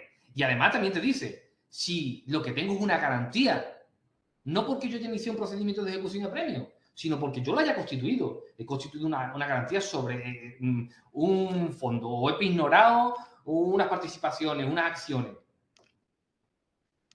Tiene capacidad de ejecutarla y no hay forma de detenerlo. Su privilegio queda completamente al margen del efecto del stop que debe marcar el inicio de las negociaciones. Nosotros continuamos negociando y entendemos que, bueno, que a pesar de lo dicho anteriormente, pues tenemos la posibilidad de presentar un plan factible. Claro, entonces, claro, ese plan de reestructuración va a tener efectos sobre todo el mundo, sobre el crédito de derecho público también, pero, bueno, aquí hemos llegado al tope, ¿no? Con la Iglesia hemos topado. Artículos 616 y 616 bis. Posible afección del crédito de derecho público. Y la norma me exige unos requisitos adicionales. Yo puedo afectar a otro crédito simplemente porque le deba el dinero. Y en este caso, dice, oiga, es que para afectar el crédito de derecho público, yo tengo que estar al corriente con la agencia tributaria y con la Tesorería General de la Seguridad Social. Dice, ¿perdona? Entonces, ¿la Tesorería General de la Seguridad Social y la agencia tributaria no son créditos de derecho público? ¿Una subclase dentro de una clase? ¿Partem ditio creditorum? Ahí yo lo dejo. Claro, y tú dices, oye, bueno, aparte de no poder transformarla en préstamo, de no poder cambiarle la ley aplicable, cuestiones técnicas de las que no merece la pena entrar, te dice la norma. Bien, podrán estar afectados al plan de reestructuración, pero sin quitas. Esto es ni más ni menos que clonar la ley general tributaria. Las negociaciones con un organismo público no permiten quitas. Y solo aplazamiento. Y el aplazamiento, como decía, al principio, reforma, y ahí tenemos los aplazamientos. Aplazamientos que no van a entrar ni en vigor, porque estos aplazamientos entrarían en vigor el día 1 de enero del año 2023, conforme a las transitorias. ¿Qué ocurre? Que como ya estaba prevista su modificación, pues quedan aquí, ¿vale? 6 meses, 12 meses y 18 meses. Ya me ha solucionado la viabilidad de la empresa. Sí, totalmente. Siempre que los presupuestos se aprueben, claro. Fijaros, ¿vale? Yo voy a anticipar, la podía hacer al final, pero creo que lo voy haciendo ya, porque luego al final vamos a correr y no me va a dar tiempo. Un sistema de negociación ideado por el gobierno en el que no cree el gobierno.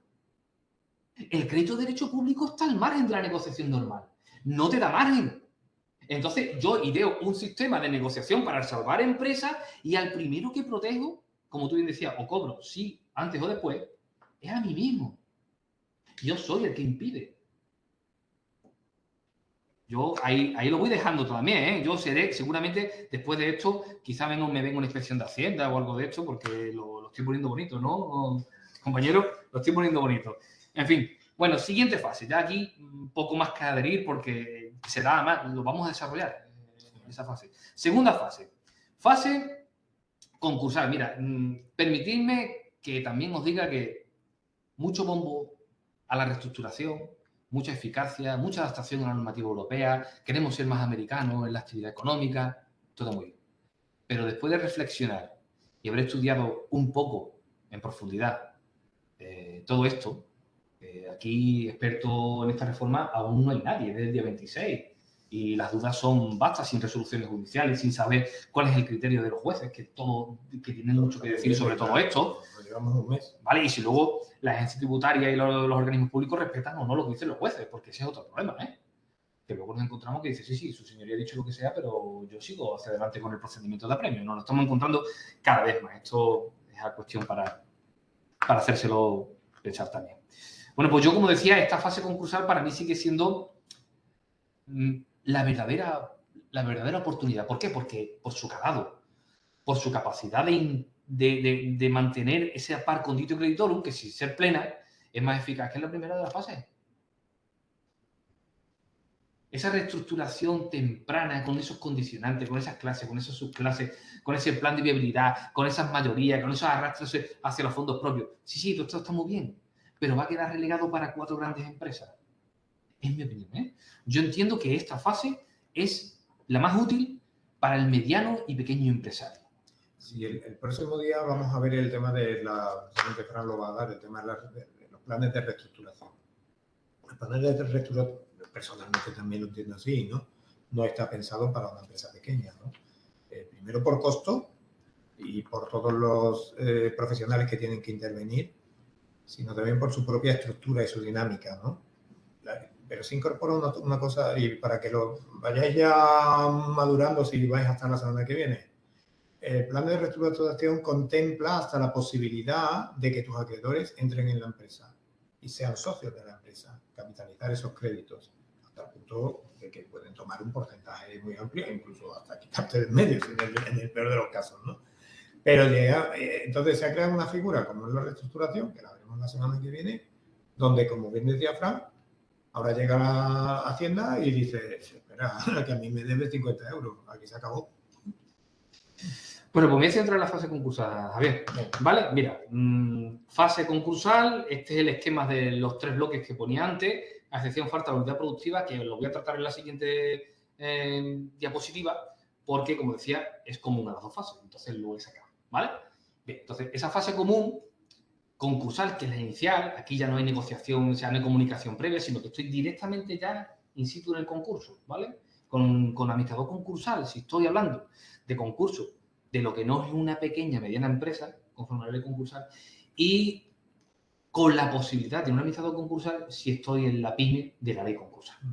Bien, en esa fase común es conocido que se califican los créditos conforme a un privilegio objetivo y se priorizan en rango. ¿De acuerdo? Vale, y esos rangos afectan al crédito concursal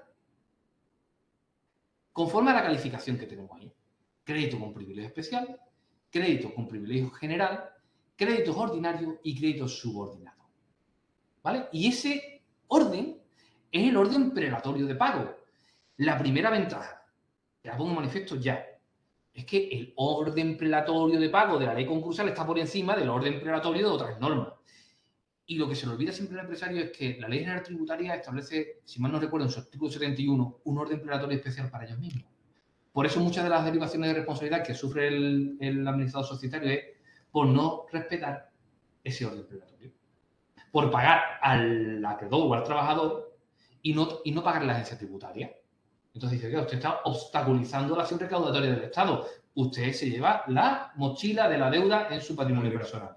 Bien, la ley concursal es el único freno. Y quiero también advertir un dato sobre el que hay muchísima confusión. Crédito concursal y crédito contra la masa. El crédito contra la masa, categoría de crédito concursal, no es. Eso significa que el crédito contra la masa, aun cuando está regulado en la ley concursal y tiene una norma específica y un efecto específico, no está afecta a las reglas generales del concurso.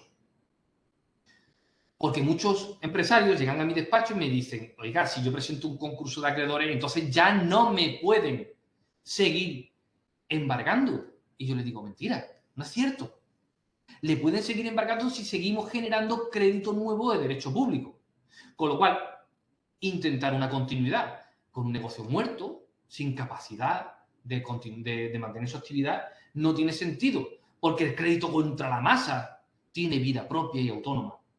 Y no está afecto a lo que viene a continuación. Al crédito contra la masa, sea público o no, pero si es público también, el concursal, no deben que le interese. Si yo presento un concurso de acreedores, lo bueno que tengo es, lo primero, que en el momento que se declara, el efecto es fotografía fija de mi pasivo. Con lo cual ya es una ayuda.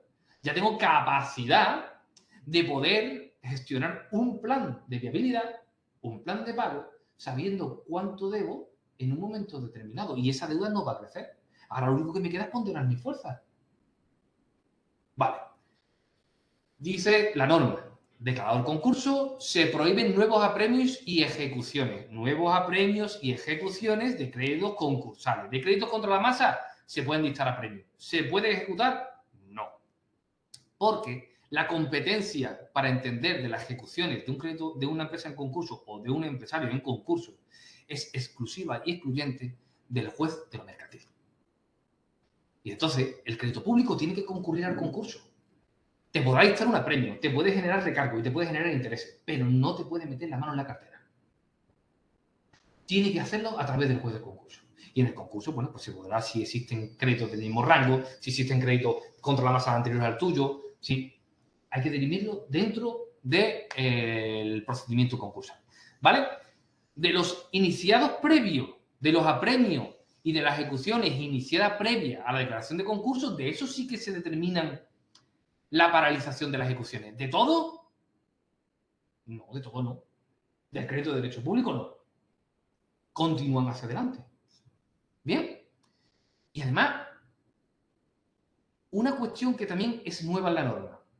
Antes, en la ley concursal de texto refundido, el primitivo, que no tenía una modificación en el artículo que se refiere a esto, se ponía que cuando se llegaba a la liquidación, se paralizaban las ejecuciones de los créditos de la agencia tributaria, los créditos de derecho público. Para encajonarlo dentro de la par conditio creditorum. Para que nadie pudiera cobrar de forma diferente al orden preparatorio de pago de la ley concursal. Pero es que ahora la norma eso lo ha hecho desaparecer. Y el efecto malévolo sobre los que se creen que van a cobrar de un concurso de acreedores, por eso me decía un compañero que un concurso de acreedores es aquel procedimiento donde los acreedores se creen que van a cobrar. ¿Vale? Ya queda completamente diluido. Si tú ves que tu cliente tiene mucho crédito de derecho público y vas a poder ver cuál es la masa, tú vas a saber si vas a cobrar o no. Con más fuerza ahora, con más INRI aún. Con lo cual, claro, vuelvo a decir, par conditio creditorum, yo lo voy dejando ahí, ¿vale? Fase de convenio. ¿Por qué me gusta a mí la fase de convenio más que el plan de reestructuración? Porque tengo un efecto de arrastre real. Un efecto de arrastre real sobre los créditos. ¿Cuáles? ¿Todos? No, hombre, no. Todos no. Seguro que aquí todo no podía ser. Pero sí sobre los ordinarios. Y sí sobre los privilegiados. Y hay que tener en cuenta que los ordinarios, perdón, los privilegiados no, sí sobre los ordinarios y sí sobre los subordinados. Hay que tener en cuenta que el ordinario puede llegar a ser el 50% del principal y que los subordinados son los recargos y son las sanciones, y los intereses. Con lo cual hay una parte muy importante del crédito de derecho público que sí puede estar afectada, ahora sí, a quitas. Ahora sí, y a la espera. ¿A qué espera? A la del plan que se proponga y se apruebe. Sin tener nada que ver con la de la Ley General Tributaria. Por esos créditos afectos, por los ordinarios y por los subordinados. Fijaros que arriba del todo, donde ponía crédito con privilegio general, pongo New LVD. Liquidación vinculada de delito. Una cuña. Nuevo texto trae un privilegio general para las liquidaciones vinculadas de delito. Si ya de por sí tiene una liquidación vinculada de delito, puede determinar la liquidación, porque no hay forma de superarla. Entre las cuentas estamos hablando de más de 120.000 euros de cuota por impuesto y año, más la sanción, que puede ser 150, bien, más los recargos y más los intereses. Determina la imposibilidad de la continuidad. Si además le doy un privilegio, no lo puedo meter en ese convenio, no lo puedo... Estoy mermando la posibilidad de que la empresa o el empresario realmente me pague algo, con lo cual yo esta utilidad de estas cuestiones yo lo sigo poniendo en tela de juicio, ¿vale? Yo pongo ahí se hace una alusión. ¿Qué ocurre con el crédito de derecho público que tiene el privilegio? Bueno, pues hasta el día de hoy, hasta hace 3 días, ese crédito que no está afecto al convenio, pues tenía que ser negociado con el ente público. porque no está afecto ni a quitar ni a esperar. Con lo cual, para esa negociación, o buscaba un convenio singular o lo atendía, porque en la fase común he podido atesorar masa suficiente para atender ese crédito de derecho público. Y aquí entrábamos con lo mínimo inaplazable y con el aplazamiento ya de la ley concursal. ¿De acuerdo? Perdón, de la ley general tributaria. Ahí dice también que el crédito de derecho público tú no vas a negociar con el crédito de derecho público como cualquier otro acreedor, sino que ellos se rigen por su legislación específica. Claro, yo cuando le digo al actuario de la agencia tributaria, digo, mire usted que vengo a negociar un crédito de derecho público que no queda afecto a un convenio, lo primero que debo decir es, no hay quitas. Y ya lo sabemos. Se vuelve a reiterar, ¿no? Además que es un efecto lógico, los del privilegio no tienen quitas. Pues no tienen quitas.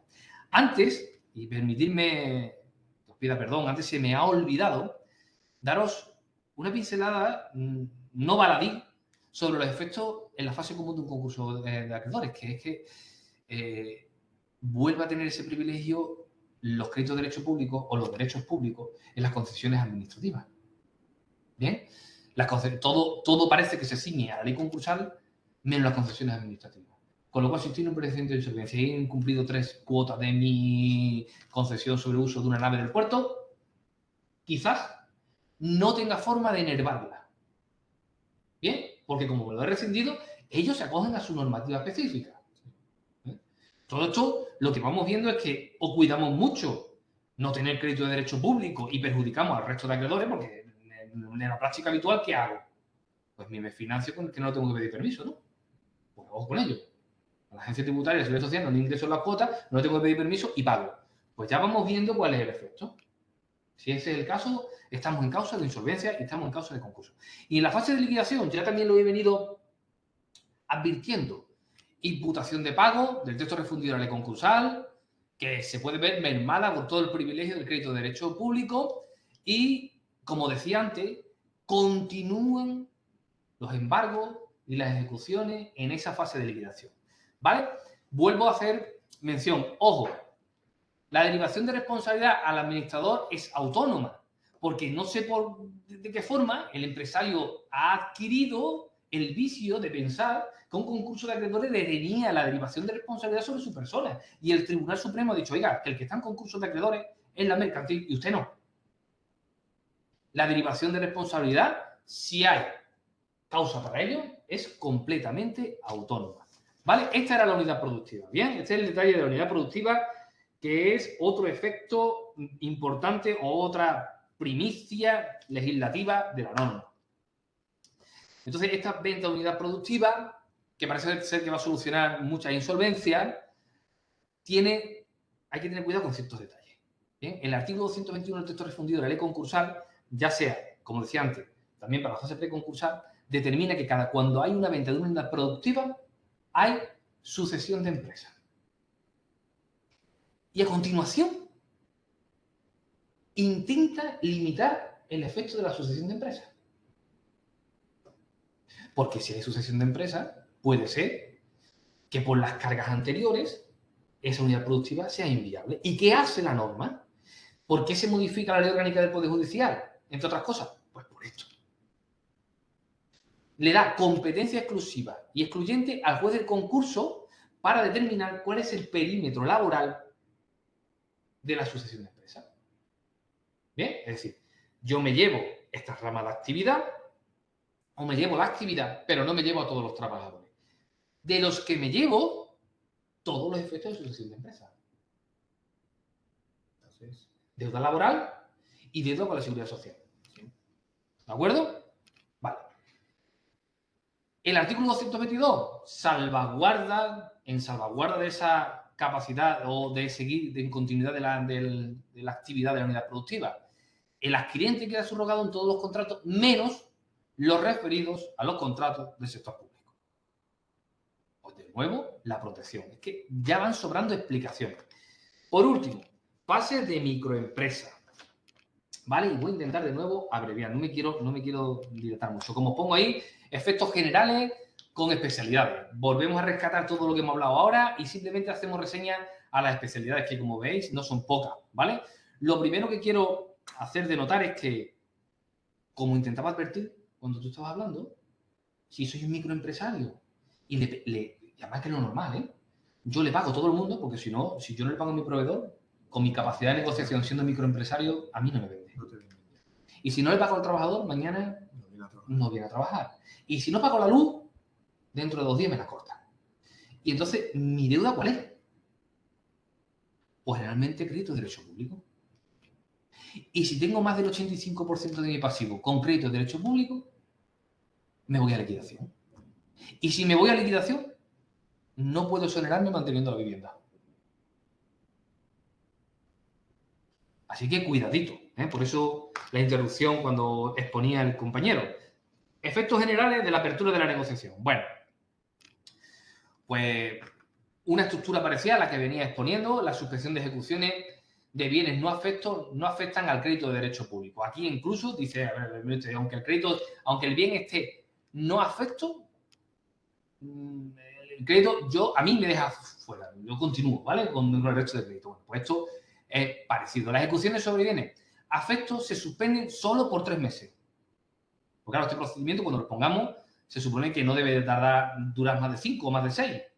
Y ya como decía los jueces de lo mercantil, eso es lo que dice la norma y ya luego veremos lo que ocurre. De verdad lo que ocurre en el juzgado. Ahora, porque no es lo mismo tiempo sustantivo, o sea, plazo sustantivo que plazos procesales. Ya lo sufrimos en el COVID. Los plazos sustantivos, oiga, usted tiene que cumpla. Los procesales, está suspendido. Bueno, pues aquí va a ocurrir ese efecto. Al lado hay un cuadrito que pone realización y enajenación, porque claro, se pueden suspender por 3 meses siempre que estén en realización y en enajenación, porque si lo que ha habido es una adjudicación y el señor ha consignado el remate, ya no hay posibilidad de perjudicar a un tercero de buena fe. Ya no hay posibilidad de detenerlo, ¿vale? Dice, obligatoriedad de comunicar a la Tesorería General y la Agencia Tributaria en un plazo de 72 horas y además por vía telemática, porque todo es por vía telemática, ¿de acuerdo? Entonces, ahora tenemos, como empresa, como microempresa, acudiendo a los formularios, tenemos que ser cautos y si queremos salvar nuestra empresa y que el plan de continuidad, que es como se llama aquí el plan de reestructuración o el convenio, continúa hacia adelante y le afecta al crédito de derecho público, se lo tenemos que comunicar en un plazo de 72 horas. Bien, si lo incumplimos, ni hay quita ni espera. Y si esto lo sumamos, que tengo el 85% de crédito de derecho público, pues el final está anunciado, ¿vale? La muchachita siempre se va con el guapo o la guapa con el muchachito, como quiera verlo, ¿de acuerdo? Venga, efectos generales de la apertura del procedimiento. No se realizan ejecuciones de crédito de derecho público con privilegios ni cuota de la seguridad social por contingencias comunes, por accidente de trabajo, por enfermedad laboral. Ahora, en este procedimiento, el crédito de derecho público tiene aún más privilegios, por eso es la especialidad. Es que ni siquiera el privilegiado, o sea, mire usted, es que yo no me detengo. No me detengo. Y usted podrá detenerme si el crédito es ordinario, pero si tengo una parte que se califica en el concurso como privilegiado, que continúe en la fase en la que usted se encuentre. Ya sea de convenio, ya sea de liquidación. Yo voy cobrando yo y ya veremos al final qué resulta. Sin límite. Y si una máquina afecta a la actividad, también. Para el constituimiento. Repito. ¿Vale? Afección al plan de continuación. Me dice, bueno, sí. Si nosotros permitimos que el crédito de derecho público esté afectado al plan de continuación. Pero no le hemos levantado los embargos, ¿eh? Para absoluto. Yo le he embargado los créditos comerciales y como están pagando parte de mi crédito con privilegio, yo continúo embargando los créditos comerciales. Y ahora me dice, claro, que puede usted intentar salvar su actividad económica o su empresa, pero siempre y cuando usted está al día de los créditos contra la masa, que son los que se generan después de la declaración del procedimiento, de la solicitud del procedimiento, en la negociación, que tengan que ver con obligaciones tributarias y con la Tesorería General de la Seguridad Social. Y si usted no está al corriente, aun cuando pueda prever que lo va a estar, cuando usted mismo me levante el embargo, usted va directamente a liquidación. Y si voy directamente a liquidación, usted pierde la casa. Tiene la norma un amplio espectro social para rescatar a la clase media y al pequeño empresario, ¿eh? Esto es cómo entiende los gobiernos progresistas el rescate del empresario. Yo, aparte de ideologías políticas, no puedo estar de acuerdo con esta forma de entenderlo. ¿Bien? Lleva 50 minutos. Llevo 50 minutos. Pues la flexión del plan, arrastre de los créditos ordinarios subordinados, no afecta a los créditos privilegiados ni a los de la seguridad social, ya lo hemos dicho. y una presunción de adhesión, fíjate tú, qué dádiva, qué regalía. Presunción de que si la quitas menos del 15% de todo en el plan de continuidad, pues si yo no digo nada es como si estuviera, habéis dicho que sí. Pero con una objeción. Sí, he dicho que sí. Pero si tú apruebas el plan de liquidación, el plan de continuidad, porque por esta aceptación tácita, no vale. O sea que fíjate que sí. Sí para nada. ¿Bien? Bueno, la homologación. ¿Cuándo tengo que homologar? ¿Cuándo es necesario homologar judicialmente? Cuando, pues para homologarlo, para homologar ese plan de continuidad, tengo que estar al corriente de la tesorería general, las deudas y también contra la masa. Es decir, que si quiero trasladar los efectos al resto de acreedores y que me hagan caso, pues o estoy al corriente del crédito contra la masa, de los derechos públicos o nada.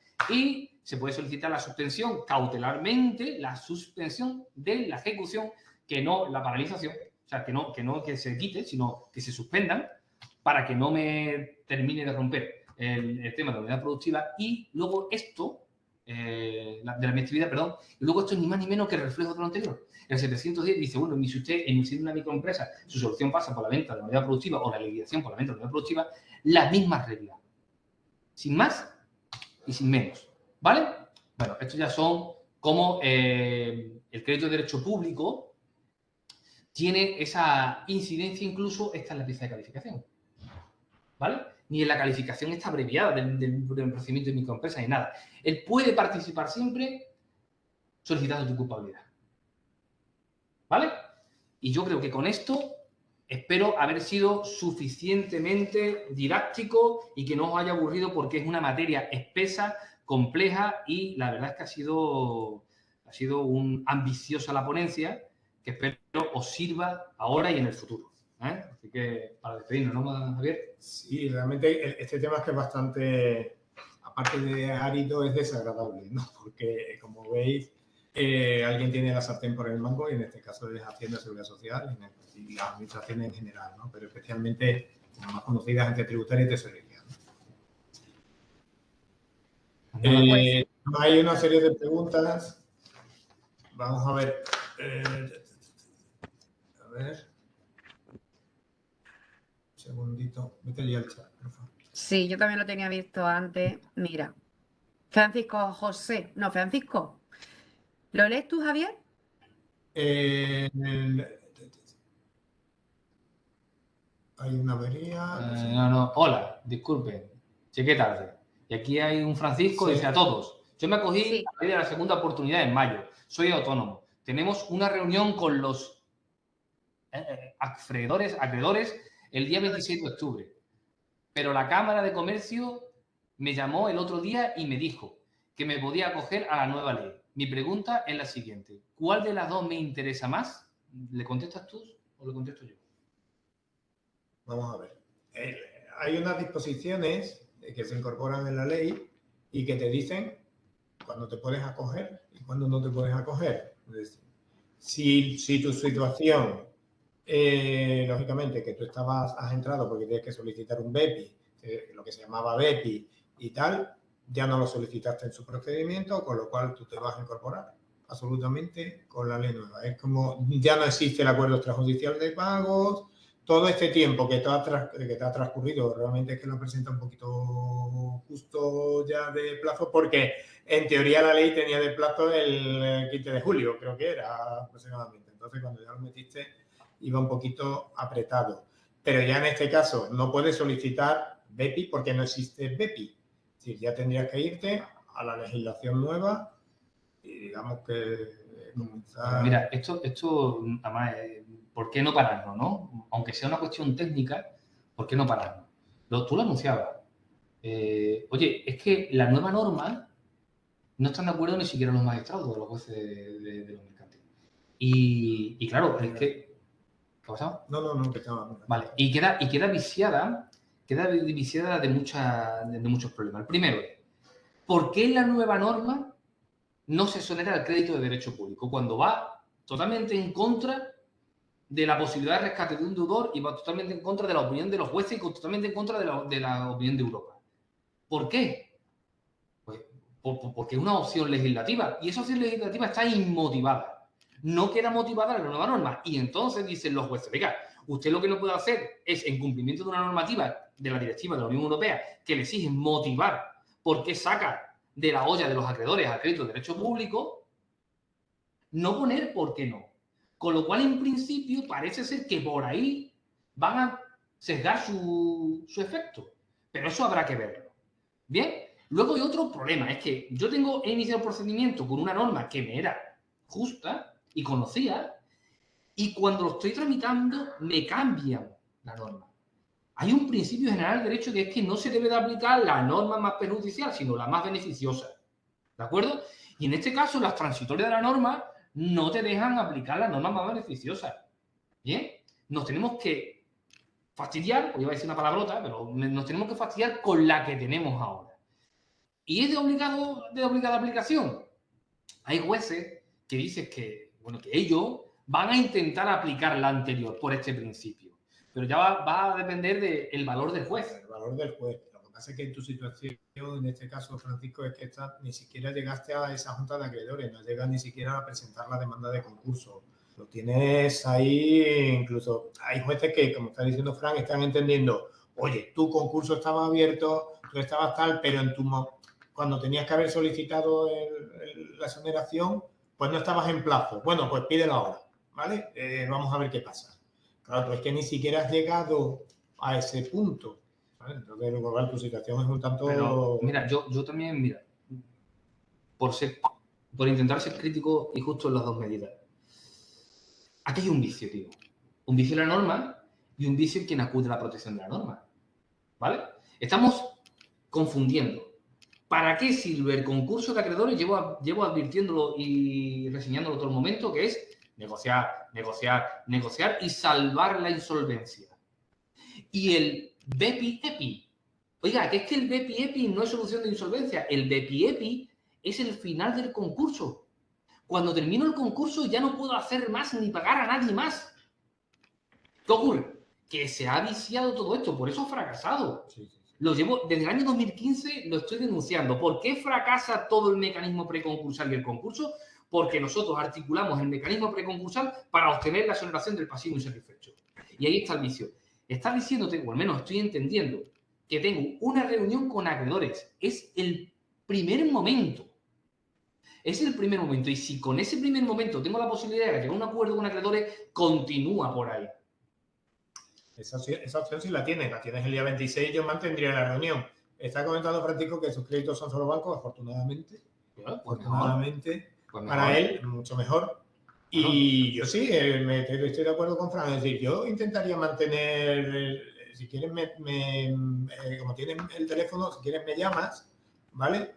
O me mandas un correo como prefieras y a ver un poco cómo esa reunión con la cámara, porque me dice qué cámara es y tal, y a ver cómo se puede plantear. A ver si te podemos echar una mano con esa reunión para mantener esa junta de acreedores. Igual en la junta de acreedores, porque ha pasado mucho plazo, igual es que has podido llegar a una cierta negociación. Habría que verlo. ¿Vale? Yo voy a ser muy atrevido, ¿eh? Sin conocer nada más.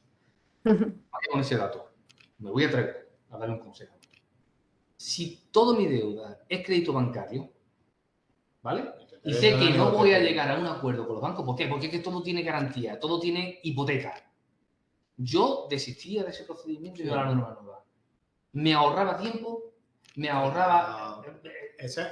Si solo tienes banco, habría que ver el tema de garantías, entonces sí tendríamos que valorar eso. Oye, mantenemos la reunión, nos mantenemos en función de qué garantías, qué es lo que tienes tú cubierto, ¿vale? En esos créditos bancarios. ¿Por qué? Porque, como te hemos dicho antes, es que con la nueva norma, pues, todos los créditos bancarios, en principio, los que no son exonerables. A lo mejor te dice, oye, mira, que tiro por aquí, presento una propuesta de pago o no. O tengo que liquidar o no quiero liquidar, ¿vale? Y existe meridiana claridad sobre el efecto de quedarte con tu casa. Sí. Claro. Sí que lo tienes claro, ¿no? Que esa era la duda. Antes era un poco a decisión del juez si te quedabas con la casa o no. Y, por ejemplo, en Andalucía, pues no era de esa opinión. Había juzgados que sí y otros, la gran mayoría que no. ¿Vale? Sí, los préstamos los que hacen... Hola, Antonio. Sí, Antonio. Hola, los préstamos que hacen los organismos oficiales, CDTI o Reindus, ¿se consideran deuda pública? Eso son como los ICO. Sí. ¿Vale? ¿no, Antonio? No sé si estamos hablando por ahí. Son CDX, son ayudas reembolsables, son préstamos reembolsables. Sí, bueno, el ICO también es reembolsable, ¿no? No Sí, es la... sí, también, el ICO también da crédito reembolsable, sí.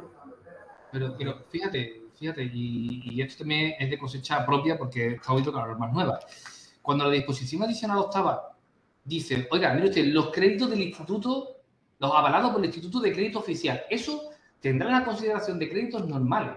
Porque además yo quien estoy hablando es una entidad financiera. Sí. ¿De acuerdo? Sí, así que al final la operación te vino por el banco X. Eso es. Pero se está haciendo referencia al Instituto de Crédito Oficial. Oye, que es que por analogía, si esto es un crédito que está avalado por esos organismos y me viene por una entidad financiera, en principio parece que el tratamiento debe ser el ordinario, ¿vale? Con la singularidad que vuelvo a insistir que la norma nada más que hace referencia al Instituto de Crédito Oficial. Que no, que es directamente del organismo, crédito de derecho público, que los créditos de derecho público no solamente son los impuestos, como advertimos antes. Sí, Antonio, tendrías que ver. A ti te vino, imagínate, oye, es un crédito de Reino, pero viene a través de Caixa. Es decir, a ti quien te lo da es la Caixa, lo que pasa es que viene o garantizado o en un tipo de fondo, el que sea. Hay que verlo de dónde te vino para considerarlo como crédito normal o crédito que sería de deuda pública, en este caso, por esa garantía, ¿no? Bueno, aquí, si continuamos... Sí, Francisco estaba con eso, que no tiene garantía, es decir, yo, mira, si es tal y como tú lo estás poniendo, yo tiraría por la vía nueva, porque si no has conseguido ningún acuerdo en el plan de pagos que se propusiste, pues mira, entonces tira ya por la vía nueva, yo creo que te va a interesar más. Javier y Francisco, ¿me escucháis? Sí. Ah, bien, bien. Mira, estoy leyendo el chat y bien, Antonio te dice que ok, Francisco, bueno, pues muchas gracias. No hay ninguna pregunta más. No sé si queréis aportar algo nuevo o si queréis anunciar las jornadas que tenemos previstas la semana que viene, porque lo mismo a algunos de los que están aquí hoy, bueno, pues les interesaría. Sí, la semana que viene tenemos una jornada que es micropyme, la que Fran adelantaba antes, y eso es es media ley, ¿sabes? Se ha creado especialmente un procedimiento especial para las micropymes. Y olvidaros de micropyme, de pymes, como os decía antes, en el modelo contable, 700.000 euros de facturación, 350.000 euros de pasivo, menos de 10 trabajadores.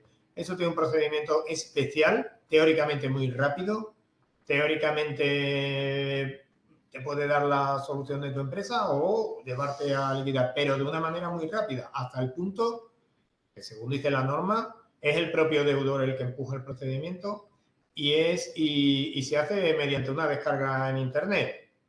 Luego ya la semana que viene hablaremos de este tema. Como os decía, el IVA te lo puedes Eso que te presentar estoy solo. viendo que te van lanzando, Javier. Espérate para la semana que viene. Ya está. Eso nada más. Y es un tema de reestructuración que tiene bastante más complejo y que lleva, yo creo que aparejado otro tipo de empresa, ¿no? Más, sería cualquier empresa, pero pasemos de los 700.000 euros, por decir de alguna manera. Bueno, ya hemos dado bastante lata esta mañana, llevamos 2 Bueno, horas. pues ahora me toca a mí, lata ninguna. Y me toca a mí. Bueno, pues lo que me queda, pues despediros, daros las gracias nuevamente, deciros que aquí estamos para cuando queráis. Y a los asistentes, pues nada, repetirles exactamente lo mismo. Muchísimas gracias. Nos vemos en la siguiente sesión, el próximo webinar, que en este caso da la casualidad que será nuevamente con Javier. En este caso no estará Francisco, pero estará un compañero que lo hará como mínimo igual de bien. Y esta es la despedida. Muchísimas gracias a todos. Gracias. Adiós. Adiós.